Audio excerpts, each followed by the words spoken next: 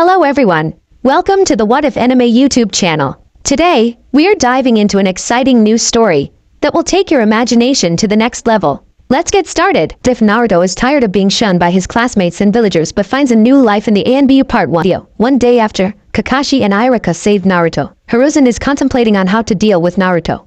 Low at third, a new voice said. Hiruzen looks to the door to see Kakashi. He looks to the Jonin. Yes, what is it? Have any idea on what to do with Naruto? No, I haven't, he said with a blank expression. May I make a suggestion? What did you have in mind? Considering his status as a Jinchuriki and a Destine from his classmates, I recommend Naruto is trained privately. Hiruzen took a few minutes to think it over. With a long drag from his pipe, this could help Naruto be an excellent ninja without the worry of being sold out again. What do you think? I suppose this could work, but who would train him? He said, already having someone in mind. Me, of course. Said in a slightly demanding tone. Is it because you want to help the poor boy or make amends for not being there for your sensei's son? Both. Very well, I'll allow it. Bring Naruto here immediately. He wants Naruto to have as close to a normal childhood.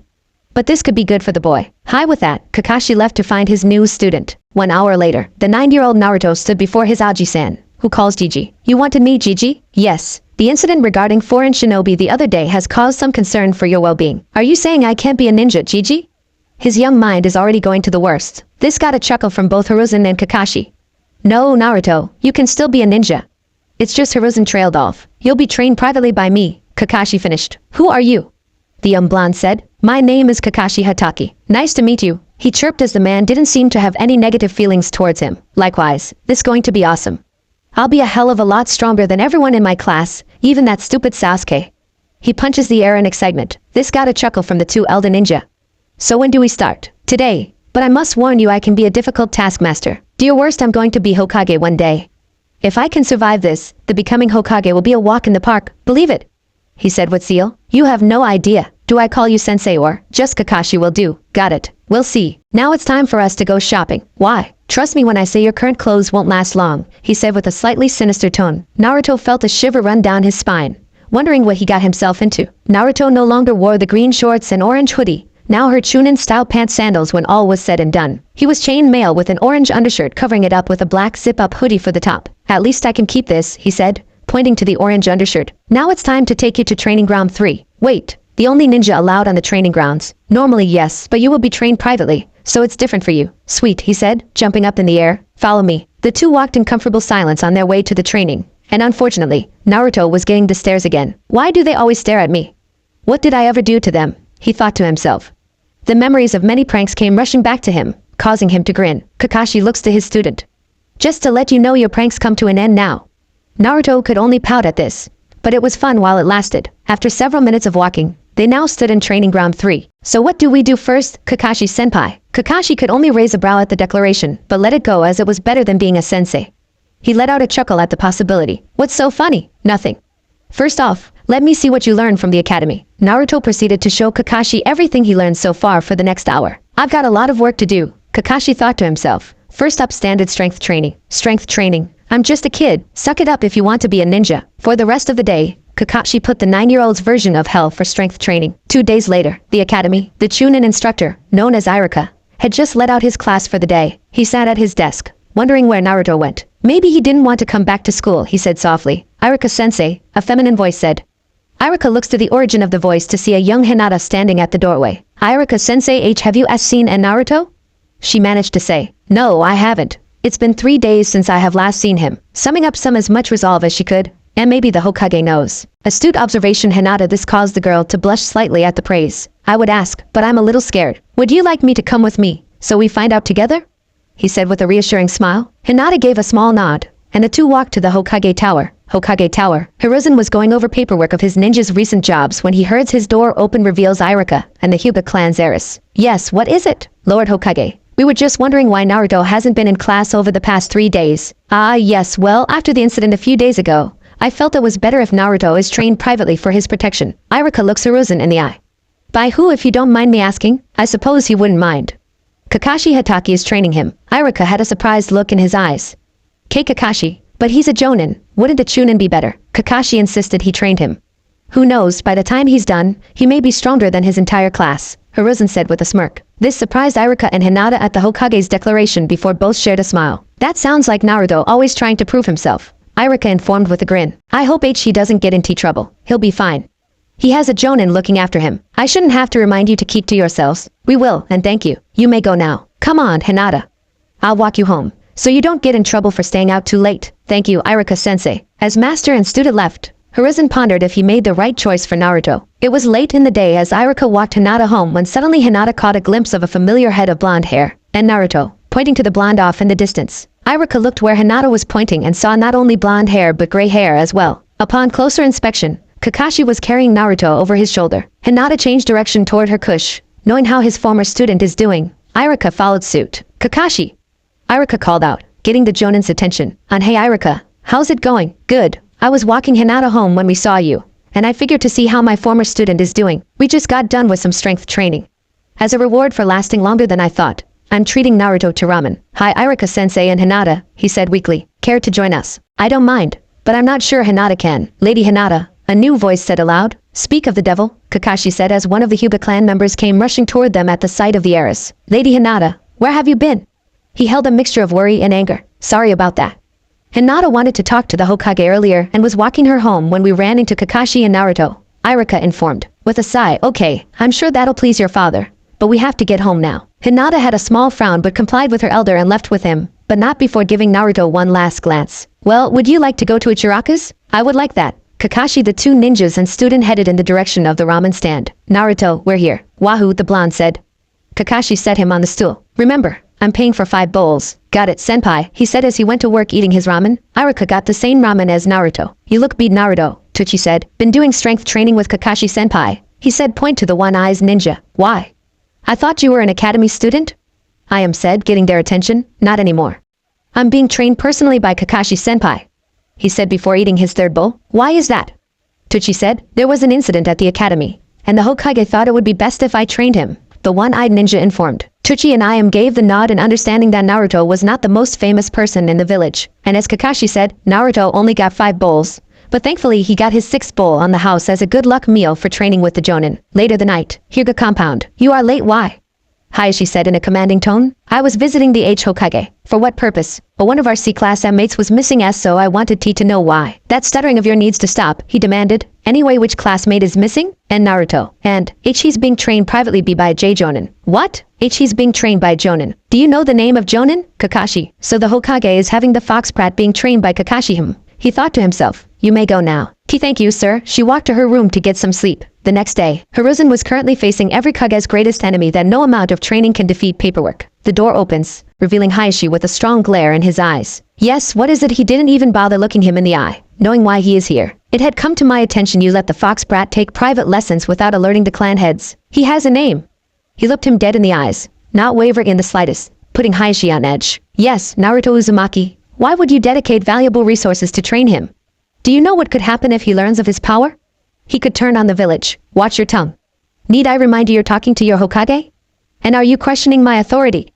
He armed his killing intent, causing trace amounts of sweat to trickle down Hayashi's forehead. Hai sure knew he crossed the line at his insubordination towards his leader but had to air his perspective. No, I'm just not pleased with this turn of events. I felt this was best for Naruto after he nearly died from a few of his now former classmates tried to get him killed. I was unaware of this.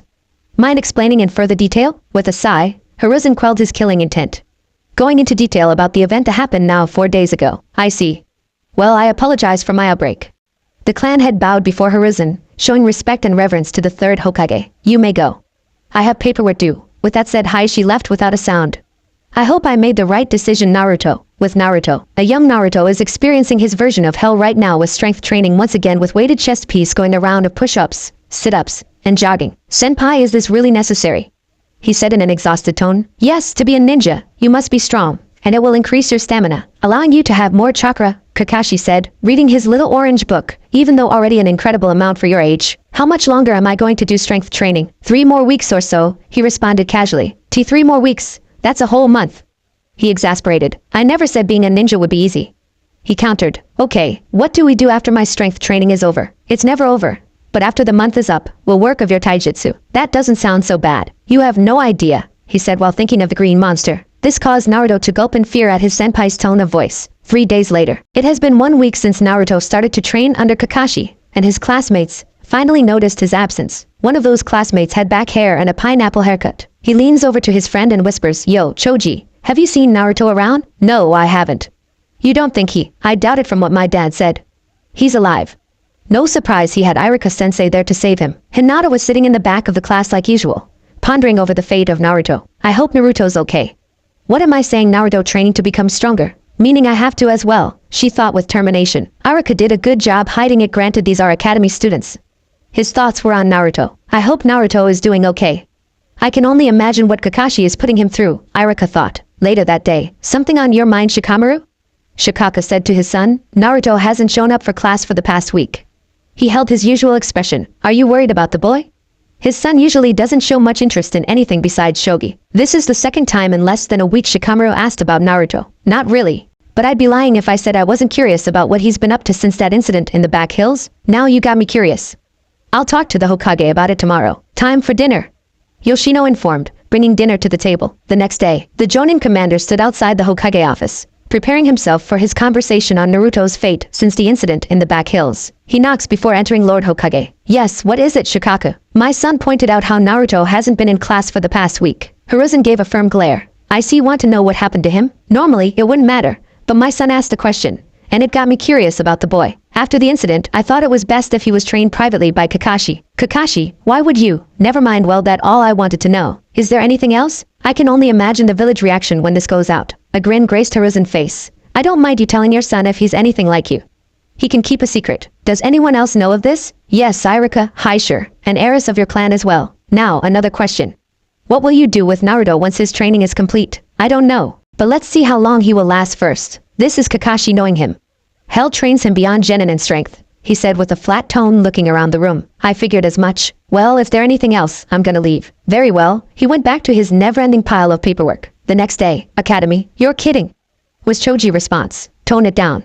From what my dad said, he doesn't want this getting out." Shikamaru said in a hushed tone. "Sorry, I just never expected this. I hope Naruto is doing alright." "I'm sure he is. Naruto doesn't seem like the kind of person to give up. After all, he always shouts he's going to be Hokage one day," he said with a sigh. "You're right. I wonder if we can see how he's doing?" "I doubt it." "Yeah, you're probably right about that. What are you two talking about?" A kid with spiky black hair said. "Sasuke," Choji whispered. "Does it have anything to do with why certain dope isn't here?" This resulted in a gulp from the two boys, confirming Sasuke's suspicion. "What going on?" "Sorry, but that's not our place to say," Shikamaru countered. "What going on?" A girl with platinum blonde hair and no pupils shouts. "These two know why Naruto isn't here. Keeping it to themselves, it seems. Why does it matter? He's an idiot.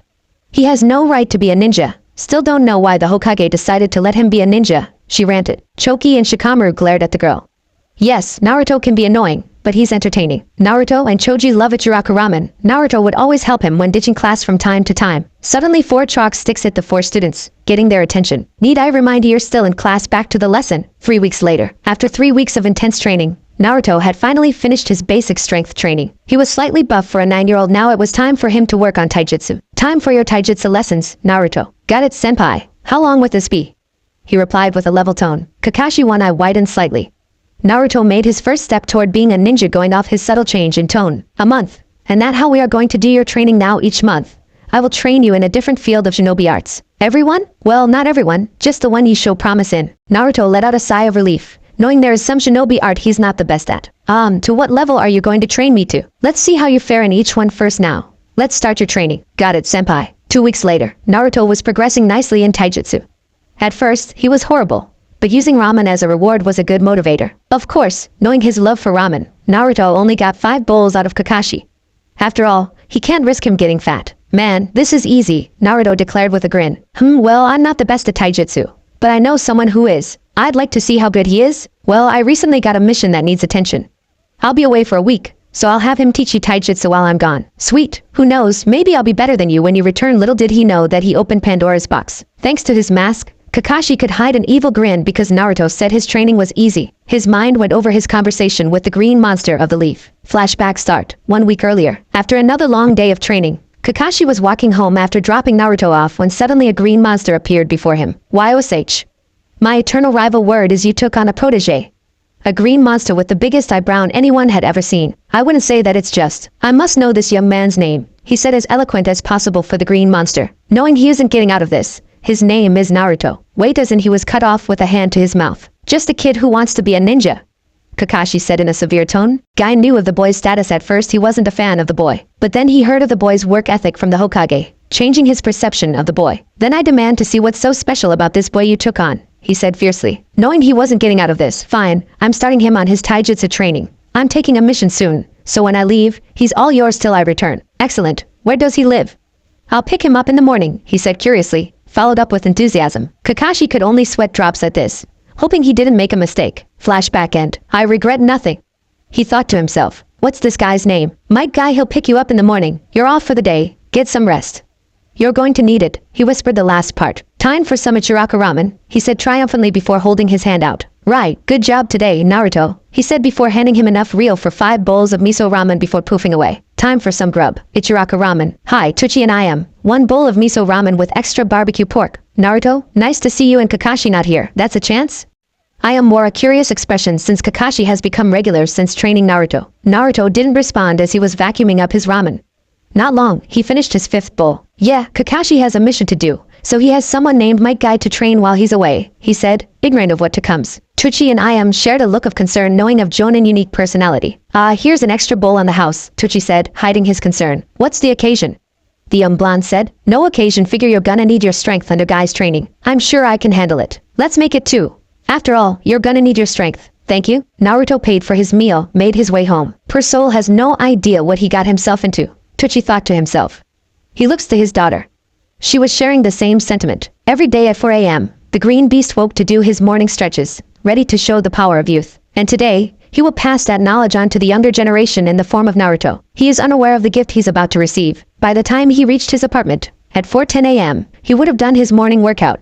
But he wanted to do it with his temporary student. Guy being well, Guy decided to do a grand entrance by busting through Naruto's window. Well, hello my youthful student, I will be your taijutsu teacher until Kakashi gets back, he shouts, hurling Naruto over his shoulder before bolting toward the training ground. Moments earlier, Naruto is sleeping peacefully, enjoying a dream about being Hokage and how everyone was bowing down before him, no longer treated as an outcast. Suddenly, without warning, he was woken up from his sleep by a loud noise before hearing a Kami awful speech about youth and Kakashi. He wasn't able to get a single word as he suddenly hurled over the strange man's shoulder. They were at the training ground where Kakashi had been training him for the past month and no time flat. Guy rather forcefully set him on the ground so the boy could admire his greatness. Naruto could only sweat drops at the strange man before him, only to realize this must be Might Guy Kakashi told him would be his taijutsu teacher for the week. You must be Guy to train me in taijutsu while Kakashi-senpai is away on a mission?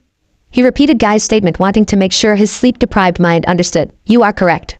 I am Might Guy, the green beast of the leaf, he said with a smile. His teeth sparkle. Naruto thought to himself how his teeth sparkle when the sun hasn't resigned yet. Upon closer inspection, he notices the high amount of green he was sporting. Green beast, more like caterpillar man with all that green. We will start with stretches, and with a warm run of 20 laps around the village he would have done his usual. But since the boy is so young, he better go easy on him for now. If he's not careful, Kakashi won't be happy if his student cannot continue his ninja training. A shiver ran down his spine as his mind goes straight to the Hokage, as he doesn't want to go through that again like the last time he went overboard on the young ninja. 20 laps. I'm just a kid, and I haven't even had breakfast yet. Would you rather do 100 as I do? And we'll stop for breakfast before our morning run, he said with a grin as his teeth sparkled once again. 20 laps are fine, he said in haste. Let us sprint to the nearest cafe, he said before bolting with a Naruto not too far behind him. Surprisingly enough, he was able to keep up with Guy to a certain extent. So this is why Kakashi wanted me to do strength training, so I can keep up with guys like him. When they finally made it to the cafe, Naruto felt their hostility, but it quickly died when Guy announced he was with him. I knew life was hard for the boy, but not this bad.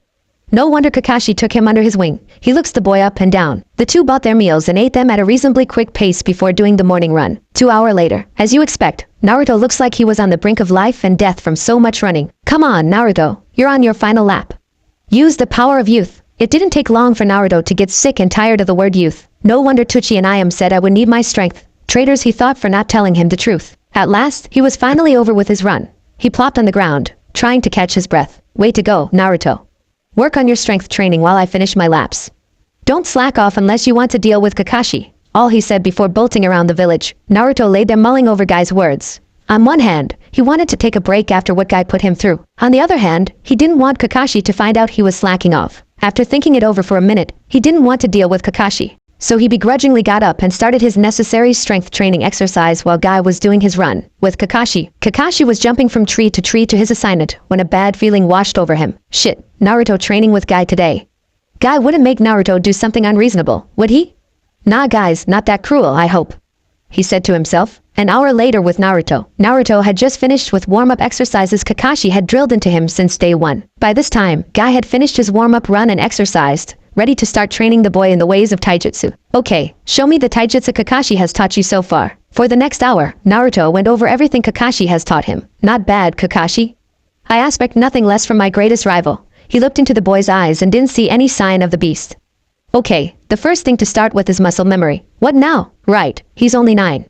Muscle memory is when your muscles reproduce movement without thinking beforehand through practice. I think I get it. But can you show me? Guy did a roundhouse, now follow my lead. With the help of Guy, Naruto walked through all the steps of performing a roundhouse kick himself. Now that you have done the movements, I want you to practice doing them.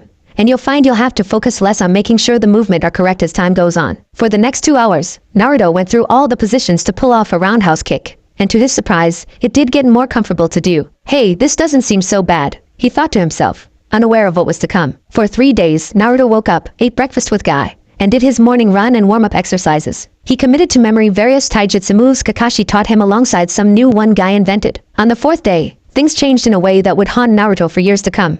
It was time to spar. Usually, this isn't a problem for Naruto. He spared with Kakashi a ton over the last 2 weeks of taijutsu training.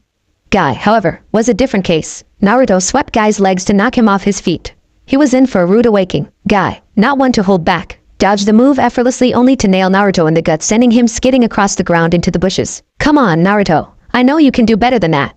His teeth sparkled for the umpteenth time. Easy for you to say you're not the one getting kicked around like a soccer ball, he said in a rage. That is no excuse with the power of youth. That damnable word again. Every time he hears that word, it feels like his ears are bleeding. To make matters worse, he couldn't land a single hit, so he's wasting all his chakra with every strike. But he has to use it to guard himself against getting beat to a bloody pulp. Naruto silently vowed to kill Kakashi when he gets back for sticking Guy on him. Fortunately, he only has to deal with him for 3 more days. Naruto managed to get to his feet and carry himself back toward Guy again, getting in his fighting stance once more. Come on, Naruto, let your rage toward Guy fester and grow, the 9-tailed fox said with glee as he could feel the seal weakening slightly as his rage intensified. Somehow someway Naruto was able to dodge Guy move nows, but it didn't last long. Naruto quickly found himself planted face first in the dirt again. That's enough for one day, Naruto. Oh, here's some money for dinner tonight. He left it in a small pouch next to Naruto's down form. He let out a sigh of relief as he willed himself up. He picked up the money and slowly trekked to Ichiraka Ramen. Ichiraka Ramen, you're back, Naruto. Haven't seen you for a few days. Guy's training is a lot harder than I thought. He exasperated. Well, he is a jonin after all, Tsuchi said, being very careful with his tone. Naruto one of his best customers. The last thing he wants is to piss him off, knowing full well of Guy personality. You don't know the half of it. At first, I thought Guy was cool beside waking me up at 4:10 in the morning every day and making me run around the village. Then we started sparring today to cement in the taijutsu moves he taught me that does not include him shouting that word every chance he gets. It can't be that bad. He is the best taijutsu ninja in the Leaf Village. I am added. That is true. I just wish Guy went easy on me. I'm only 9 for crying out loud. Hate to rain on your parade, Naruto. But age doesn't mean anything in the ninja world, Tsuchi informed. How so? Kakashi, the jonin who started your training, became a ninja at 6 years old and a chunin later that year. 3 years younger than you. You're kidding. Kakashi became a ninja at 6? He said in shock. Not lying. Don't believe me? Ask him yourself when he gets back. Naruto held his head down in shame. And here I thought I was special cause I was getting trained personally by a jonin. Yo, Naruto, how's it going? Naruto looks to the side and sees Shikamaru and his dad Shikaku and Choji. The 3 quickly took their seats. Shikamaru sat next to Naruto with Choji next to him with Shikaku at the end. I'm doing good, just exhausted from taijutsu training with Guy senpai, he said with a smile, glad to see a familiar face. Is Guy giving you the awful speech about why was all Shikaku could say? Naruto shot from his seat to the other end of the counter in the blink of an eye. Shikaku can only sit there while Naruto has his hand firmly on his mouth. He moved so fast none of them could keep up. Don't you dare say that word. It's bad enough. I have to hear it from Guy, he said with a hint of rage before withdrawing his hand from the jonin commander. Looks like that time with Kakashi and Guy is paying off. You were never that fast before, Tsuchi said with a grin. Naruto quickly went back to his seat. That sounds like them. Alright, Shikaku responded. It was several minutes before Tsuchi's word finally sunk in his 4 customers. That was amazing. Naruto, not even Sasuke that fast. And he's the top of the class, Choji said with amazement. I did move incredibly fast. I'm getting stronger and that much closer to becoming Hokage. he said with glee. Food's on me tonight, Shikaka said. The four ate like kings, or as close you can when it comes to ramen. In an ally with an eyesight stood. A figure was watching the display.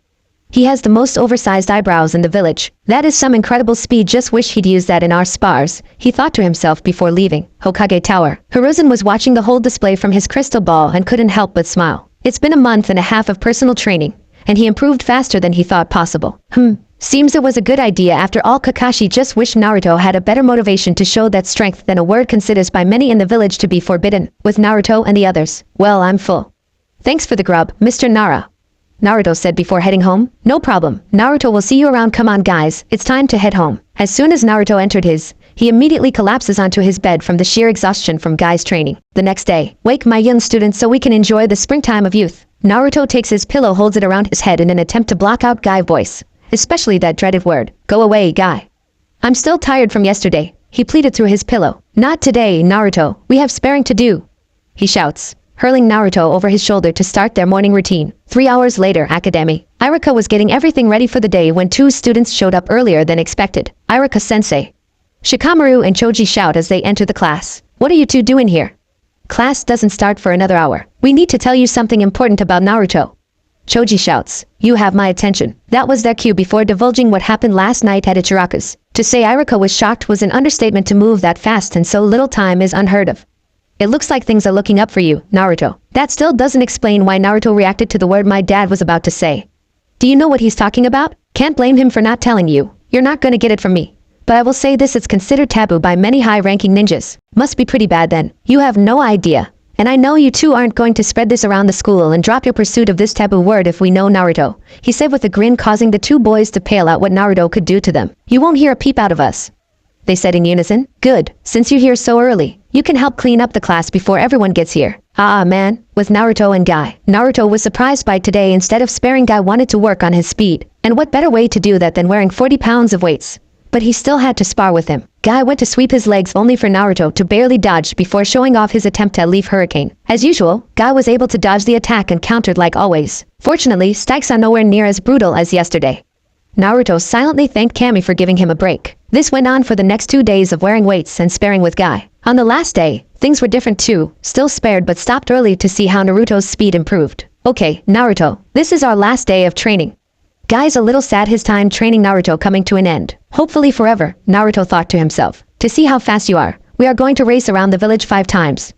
But unlike this morning, where you pace yourself to run longer, we are going to run top speed to see how far you have improved. Naruto would have asked afterward, but he didn't want to jinx himself, so he took off his weights. Hey, what time is it? It's 3:30. Naruto, ready, set, go. Naruto took off like a bullet, jumping from tree limb to tree limb, using all his willpower and chakra to accelerate himself as fast as he can. It took a few seconds to reach the village wall, using it to guide their race around the village. He was going so fast that everything was a blur to him, but he could make enough out to know when to jump, dive, and slide to keep up with the Caterpillar Man. Guy hates the name to the point Naruto uses it, forcing him to lose focus to gain an advantage whenever he can. In a matter of 10 minutes, Naruto was on his final lap. His leg felt like they were on fire, but he kept pushing as he wants to see the fruits of his labor. I can see the entrance to the training ground 3. He panted as he was less than 100 feet away. It was over in the blink of an eye, but then he ran into a new problem. He was running so fast he could slow down in time.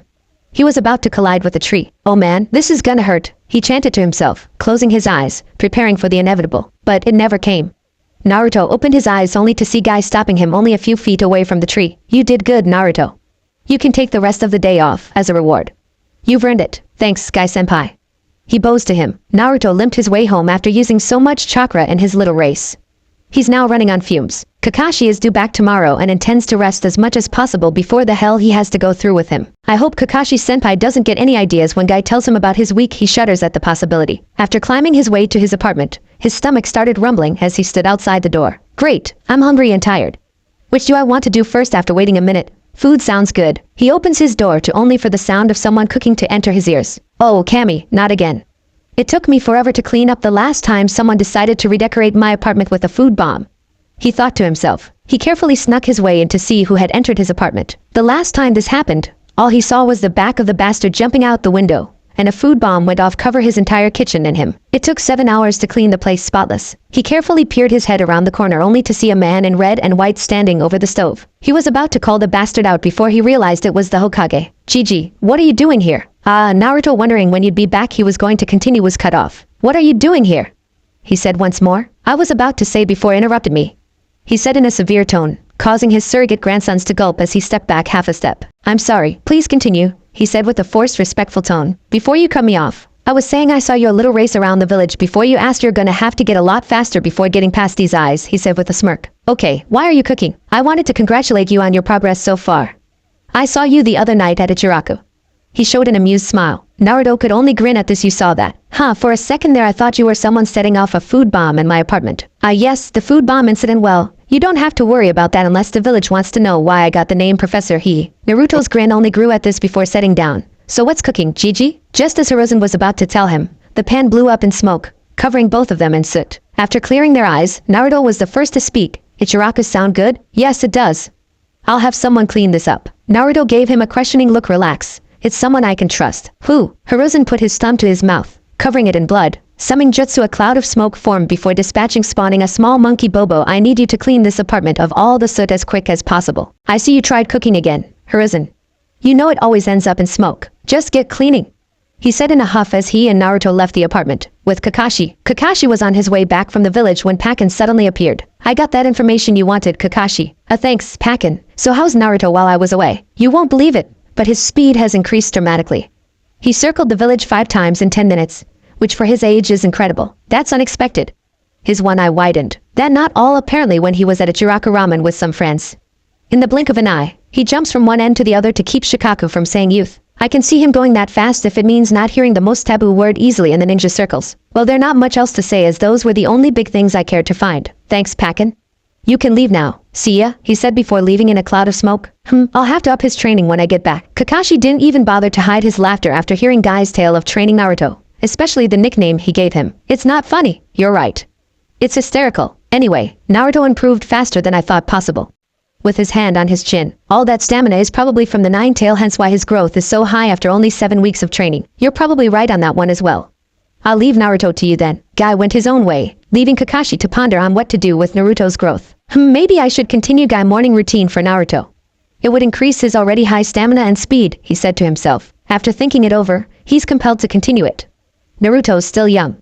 He can take it. With Naruto. Naruto enjoyed the early morning hours of staying in bed, not having to worry about Guy dragging him out at the crack of dawn. Knock, knock, knock. Naruto looks to his window to see Kakashi standing on the ledge. Suddenly a hidden rage in him clawed its way to the surface. He bolts toward the window, smashing it, tackling Kakashi to the street below. You monster! How could you leave me with a guy like that? He shouts as trying to punch Kakashi using the taijutsu moves he learned. For once, Kakashi was caught off guard, underestimating Naruto's newfound strength. Whoa, Naruto, slow down, slow down. I haven't a single chance to slow down after dealing with Guy for the week. Getting tired of this game, Kakashi actually had to try. Using his superior speed, he quickly dealt with this new, stronger Naruto. Naruto, will you calm down?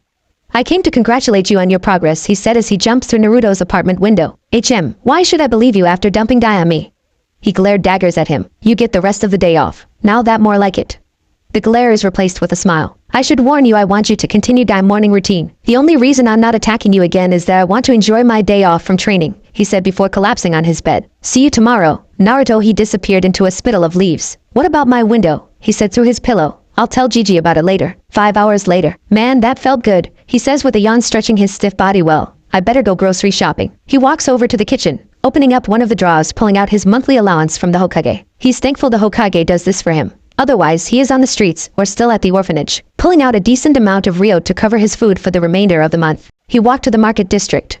He always got hateful looks. I almost wish Guy was here to keep them at bay. He shuddered at that, realizing it also meant his crazy morning exercise. It took a few minutes to reach his destination, the Land of Fire General Store. Hey, Naruto, hasn't seen you in a while, the store clerk said. Yeah, been busy with training. He headed towards the ramen section with a shopping cart, stocking up on all his favorites before getting milk, bread, and other essentials. The first time he entered, he felt the constant feeling of dread and fear. When he attempted to buy his food, the clerk refused to serve him, even threatening to beat him if he didn't put everything back where he found it. Boy, was he in for a rude awakening when word of this reached the Hokage. After this incident, he had no problems buying food, toiletries, clothes, etc. Unfortunately, it's only the general store that he didn't have any problems with. Other shops in town is another story, not including Ichiraku Ramen. After he was done, he was forced to carry it home by himself. Yep, that's the downside of being young and living by himself. Naruto has to rely on himself most of the time. As he struggled to carry his groceries home, he accidentally bumped into someone, knocking him both down. Shaking off his fall, he looks to the perpetrator. "Hey, watch where you're going," he shouts, only to see the person in question is actually a girl. She looked to be around his age. Has snow white and mismatch eyes. Her right eye is green, and the left one is red. "Weird," he said under his breath. "Me really? You should be the one to watch where you're going when carrying all the junk," she shouts with a hint of rage. "This isn't junk. This is my food and other things I need to live day in day out." His voice held irritation. "Whatever, just be careful next time," she matched his with an equally irritating tone. "Fine." He went back to gathering up all his stuff. "Wait, are you seriously carrying all that stuff yourself?" "Yeah, I don't have much of a choice since I live alone." "Why do you live alone? It's better than the orphanage I was at." "The only downside, I have no one to take care of except me, myself, and I." "Do you need some help?" Naruto gave her a questioning look. He learned from bitter experience how people have a hidden agenda when they offer help. "Are you new to the village?" "Yeah, why?" "Just wondering is all. And yes, help would be greatly appreciated." "Oh, I never got your name. Mine's Naruto." "My name is Kakiko." "Nice to meet ya," he said with a grin. With her help, Naruto was able to carry all his groceries home with relative ease. Unknown to Naruto, this entire exchange was being watched by the Hokage, thanks to his crystal ball. Cat. A woman with long purple hair and can only be assumed to be a cat mask stepped forward. "Yes, Lord Hokage? It seems Naruto is having a girl come over to his house. I want you to keep an eye on them." "What? Naruto has a girl coming over to his apartment? How did this happen?" With a sigh, "I'm getting to that. Naruto ran into the girl that entered the village the previous day, and I doubt Natsu would do anything inappropriate with her knowing him. But I wouldn't have a clear conscience if I left them unattended. I understand. I'll make sure Natsu doesn't do anything funny with her," she said before disappearing in a puff of smoke. With Naruto, thanks to Kakiko's help, Naruto managed to get all his supplies home, and immediately started putting stuff away. "So this is where you live?" "Yeah, it's kinds of small, but it's home." "Anyway, you look hungry. Want something to eat?" "Sure, I hope instant ramen is okay." "That's fine." The two sat at Naruto's table, waiting for the 3 minutes to be up before giving a prayer. Kakiko took the first bite. This is amazing." A small smile graced her face. "I know ramen the best, but it's not as good as the fresh stuff," he said with a smile of his own. "Since she's new here, we should take her to the Hokage," a new voice announced. Both of them looked to the window to see a woman clad in gray ninja gear and a white mask. Kakiko was shuddering in fear, managed to say, "Who are you?" "My code name is a cat.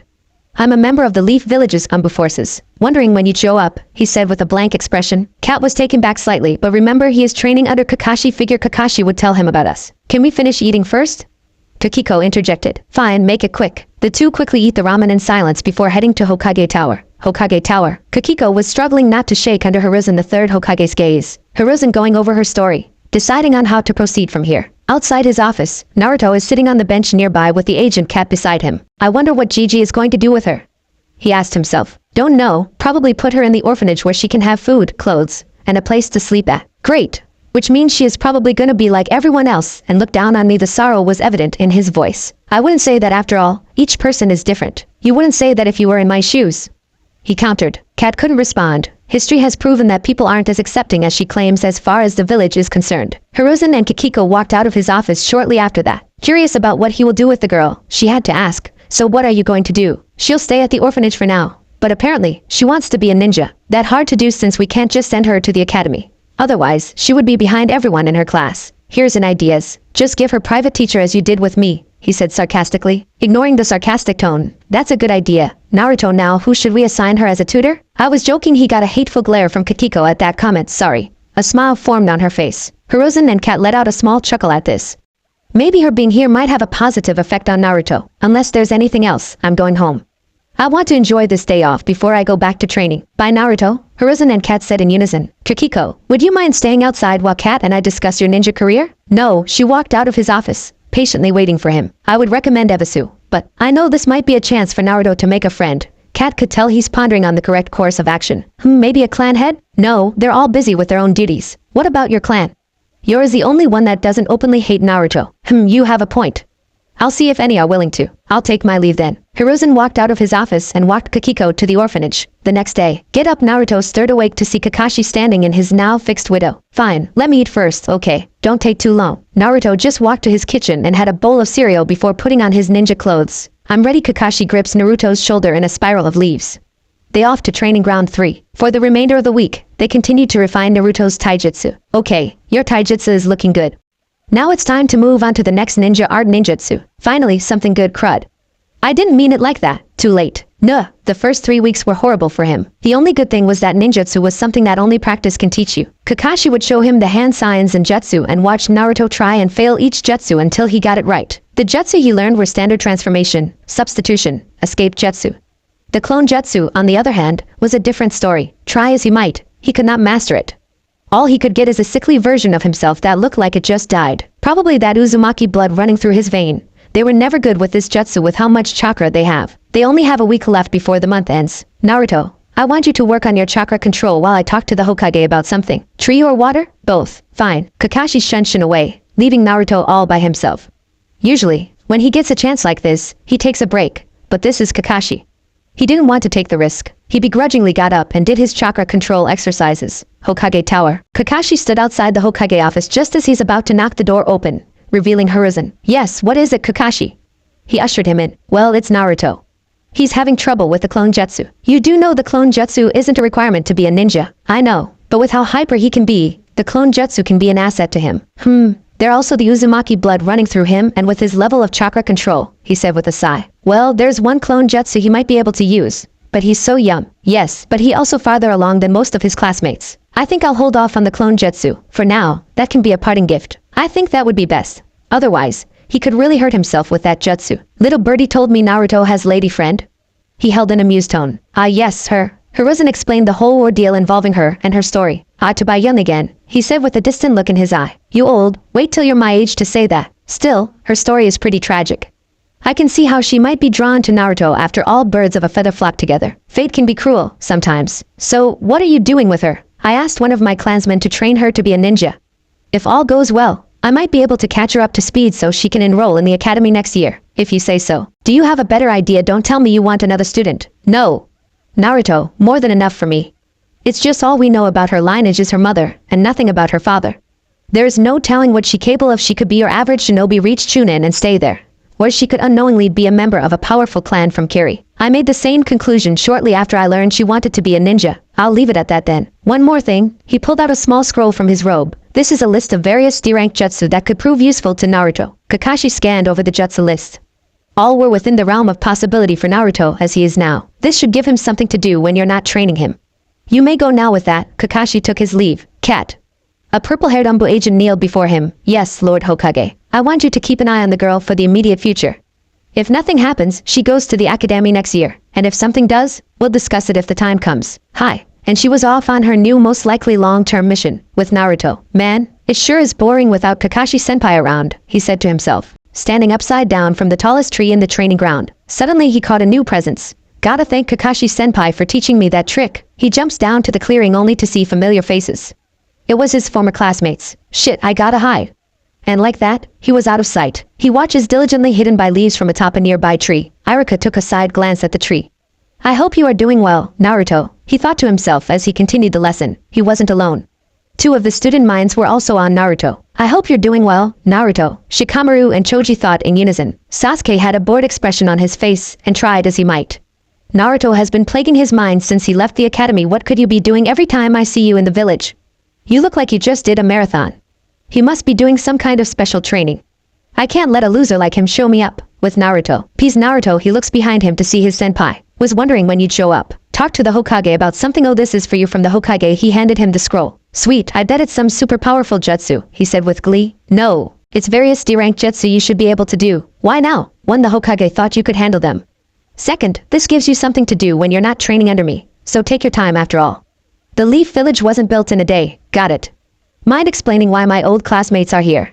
You said the only ninja are allowed to use these training fields? Pretty sure they're learning about the natural environment and how it can be used in battle. You know, hiding spot, places for ambushes, etc. That's why they're here. Do I have to go through that? When you're done with this month ninjutsu training, we'll go on a hike around the land of fire so you can get a lay of the land. That actually sounds fun. We will also use that time to see what ninja's art you can do and what you can't. Fine by me. The two continued to watch the academy student do their lesson for the day. A week later. You ready, Naruto?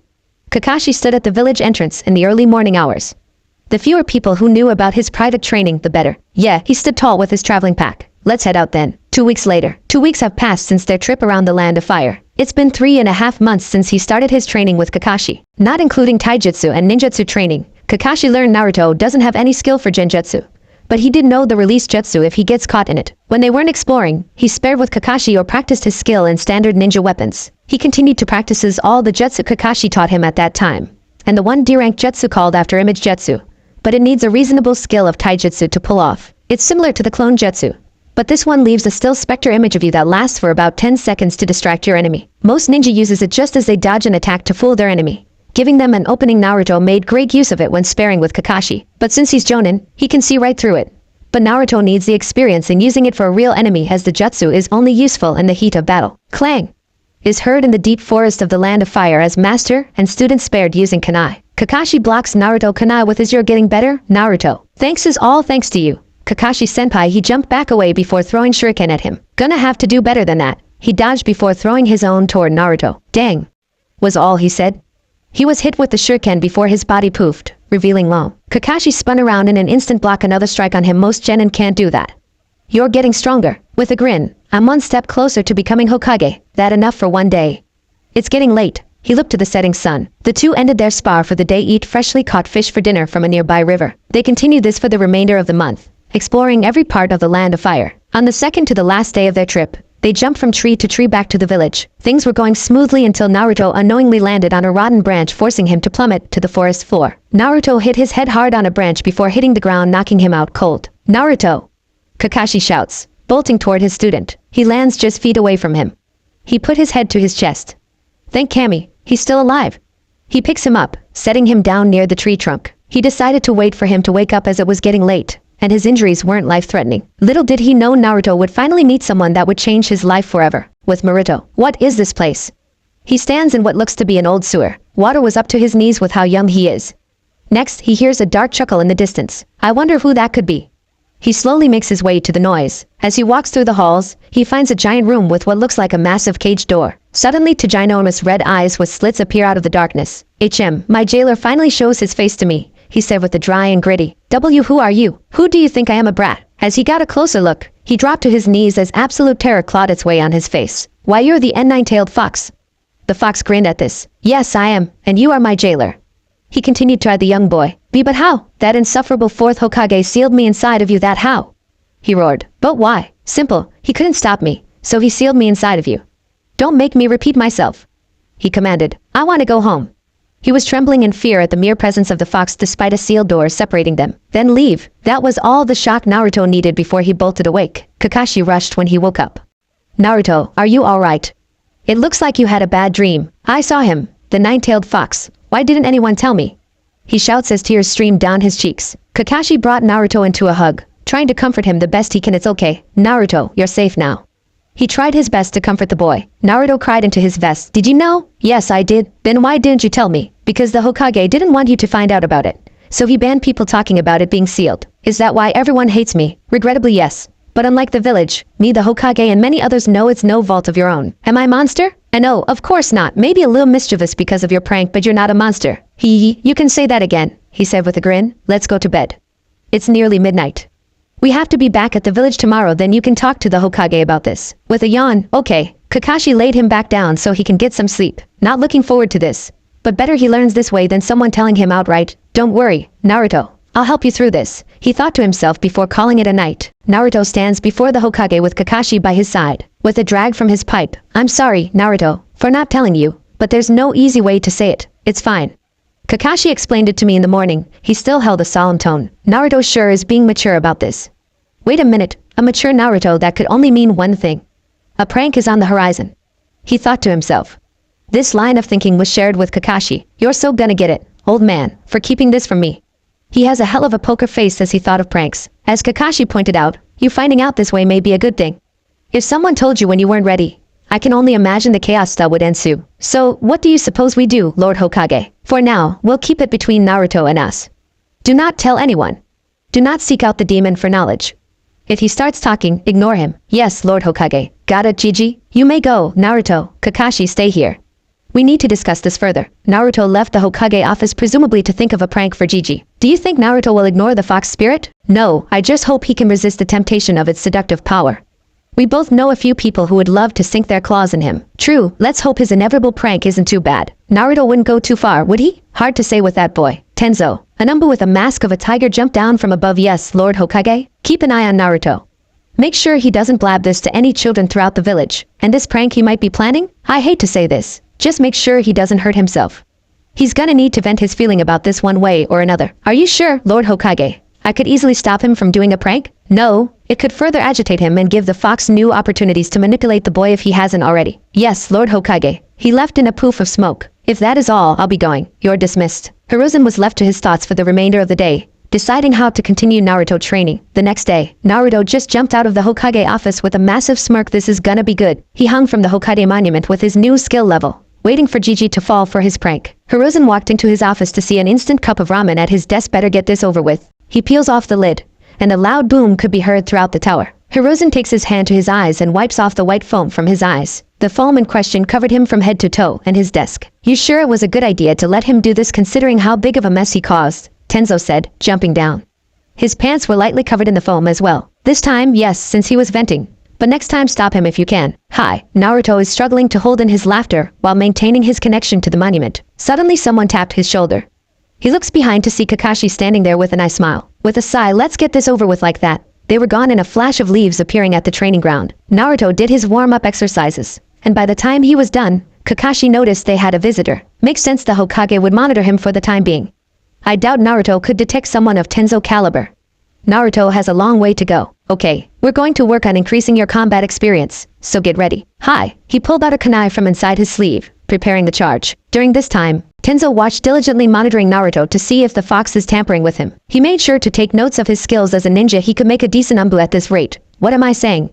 The Hokage would never allow that. Hiruzen was watching this whole thing through his crystal ball with a thinking pose as he impressed by Naruto's growth maybe. This routine continued for months on end. By the time 6 months had passed, Naruto was bordering on high gen and possible low chunin. All thanks to Kakashi constant training with the occasional input from Guy. Much to Naruto protest, Tenzo reported everything to the Hokage as nothing was out of place from what he saw. Enough for today, Naruto. I feel so much stronger than I did when we first started my training, he said with a massive smirk. You've improved faster than I thought possible for someone of your age. Thanks, Kakashi-senpai. And I've mastered all those jutsu Gigi gave me to practice a while back. Not all of them. You still have to learn the clone jutsu. Naruto floored himself. He still can't master that jutsu as it proved time and time again to be a massive pain. Well, I'm going to teach you a variant that's not the after-image one. This one should prove useful to you. Really, what is it? I hope I don't regret this. He put his hand in the proper hand sai and summoned a shadow clone of himself. Whoa, that's cool. So what makes this one so special? Unlike the regular clone jutsu you struggle to make, which are illusions, these are solid. He and his clone take their respective kunai strike only to block each other. Kakashi undid the jutsu. Think you're ready for this jutsu? Of course, I'm ready. I didn't train for months on end for nothing, if you say so. Naruto got into stance using the same hand signs as Kakashi and using his chakra control shadow clone jutsu. In a puff of smoke, another Naruto appears but not a perfect one. He was still a little sickly but better than his regular clone. They stare at each other. Whoa, you're me, they said in unison before the clone poofed away. Now, I must warn you, this jutsu is dangerous as it forces you to split your chakra evenly amongst your clones. Got it, Kakashi-senpai? Let me finish. Naruto held a guilty look on his face. As I was saying, this jutsu forces you to split your chakra. Because of this, you can easily use up all your chakra if you're not careful. But it means they can fight for you, and you gain all the memories and experience your clones gathered. So this can speed up your training several times. Cool, I want you to continue practicing this jutsu till you get it right. I'll be right here if you need any help. Kakashi pulls out a little orange book to pass the time. It took hours, but Naruto manages to master the jutsu to no surprise to Kakashi, given his bloodline and the fox spirit. I'm done, he shouts proudly. Nice job, Naruto. You've mastered this jutsu. So, what do we do now? Well, as far as learning and mastering jutsu, you're gonna have to do that on your own. All I can do now is increase your combat experience at this point, he said with a nice smile. Does that mean I'm a ninja now? For me, yes, but we'll have to go to the Hokage to confirm it. He pulls out a kunai. With a smirk, Naruto pulls his out as well, and the two are spare for the rest of the day to increase Naruto's combat skills. Nearing sundown, Natsu stood outside the Hokage office, waiting for Kakashi's meeting with the Hokage to end. The door opens, revealing Kakashi. You can come in now. He enters, trying to hold in his excitement, hoping he'll become a ninja. So Gigi, am I a ninja now? I've been watching you train over the past 6 months. I'm thoroughly impressed with your growth. You are officially a ninja of Konoha. Wahoo! He shouts, bouncing around the room. However, in an instant, Naruto's enthusiasm was killed. What is it? It is true your strength warranted you becoming a ninja. Unfortunately, you lack judgment and field experience of ninja at your strength. What do I have to do? He deadpanned. For now, You won't have an official rank amongst our force until you have the necessary skill needed. Then what should I do first to gain this? Whatever it's called. He scratched his head in confusion. For now, you do D-rank jobs like every other genin and fill in a spot for squads that lack a member for whatever reason. Kakashi, mind giving him a new change of clothes befitting of a ninja? Hiruzen gave Naruto a proud smirk. With pleasure, Lord Hokage. After a quick trip to the store, getting a new look, his pants and shoes stayed the same. But he still had the chainmail vest, this time plaid over the chainmail, for a top. He also wore an orange long-sleeve shirt with a black denim sleeveless jacket with a red swirl on the back. That not all. Naruto now wears the same mask as Kakashi and a bandana. Kakashi, is the mask and bandana essential? Yes, for now, the Hokage wants to keep your status as a ninja a secret for the time binging. I requested your headband be a bandana as your spiky blonde hair is a dead giveaway, Kakashi informed. I guess that makes sense. So when do I get my headband? Tomorrow's, as it's nighttime now. So very few people will recognize you in your new uniform. Sweet, can we get some Ichiraku ramen in the meantime? I'm starving after all this training. I suppose it couldn't hurt to get some food in our bellies. The two ninjas headed off to Ichiraku ramen unknown to Naruto. He'd run into some familiar faces. Ichiraku ramen. Hey Naruto, it's been a while. So how's the training? Tucci asked, recognizing Naruto immediately. Good. I'm a lot stronger now. And guess what? He leaned over and whispered. I'm a ninja now. Well, in that case, your ramen on the house as a congratulation present. Really? Yes, just don't overeat. After all, I have to run a business. Party pooper. He took off his mask and bandana. It was at this time a kid with a pineapple haircut was walking by. Naruto, is that you? He looks behind him to see Shikamaru alongside his dad and Choji. Sup guys, been a while. I take it your training is up for the day? Shikaka asked. More than done. He's officially a ninja today, Kakashi added. And oh way, Choji said with glee. I must admit I never thought it would happen this quickly, Shikaka added. Naruto doesn't know how to give up. So I wasn't surprised he made it this far now that he has a proper teacher, Tucci added, eyeing Kakashi with a smirk. Kakashi didn't say a thing. He pulled out his little orange book, hoping it would discourage attention towards him. Everyone just left him alone for the night. So, Naruto, what does the Hokage have planned for you? The Jonin commander asked. Because I lack field experience and judgment. Whatever that means, so for now, I'll be subbing for members in squads for now or something, he said blankly. Interesting. He sat down to order some ramen for him and the others. I might have a use for him, but I should run this by the Hokage first. Sweet, Choji shouts, grabbing a seat. Shikamaru lazily took his seat as well since it was clear they'd be here for a while. For the remainder of the night, Naruto and his friends played catch-up on everything that went for them since they last met. You're kidding. No, Hinata changed a lot since you were gone. Who would have thought she'd stand up to the other girls for trash-talking me? After all, she normally hides in the background. Yeah, she rivaling Sasuke as the top of the class. Who would have guessed? So what does Droopy Brow think of me being gone? Hard to get a read on that guy other than the irritating look he has when the girls fawn over him, well except for Hinata. I see you're still as lazy as ever, he said, smirk getting chuckles all around. Shikamaru scoffed at that. Yeah, well he couldn't finish. He knew it was a lost cause. Okay, boys, it's getting late. I better get Choji home, or his mom will have a fit. With his piece spoken, he left Naruto and Kakashi to their own devices. Man, I am stuffed. I'm gonna head home, see ya Kakashi and Tucci. Bye, they said in unison. In no time at all, Naruto made it to his humble abode and collapsed on his bed, drifting off to sleep. That's what it looks like on the outside, and it is valid to some extent. But this time, Naruto is having a meeting with a particular spirit. Naruto mind. Naruto stands across a giant room with a massive gate separating him from his tenant. They just stared down at each other in a never-ending staring contest, each trying to break the other. Stare all you want, boy. You won't break me. Who said I was trying to break you? Then why are you here in your sleep staring me down? He said with an evil chuckle. I'm trying to find out how you tick. Those are some big words coming such a small and weak human. I'm not weak, I'm a ninja now. Sure you are. But how do you know they didn't make you one out of fear if they denied you? What would you do then? Naruto couldn't say anything in response. I win this round like all the other times, haha. Naruto left his mindscape to get some sleep. He sure is getting persistent.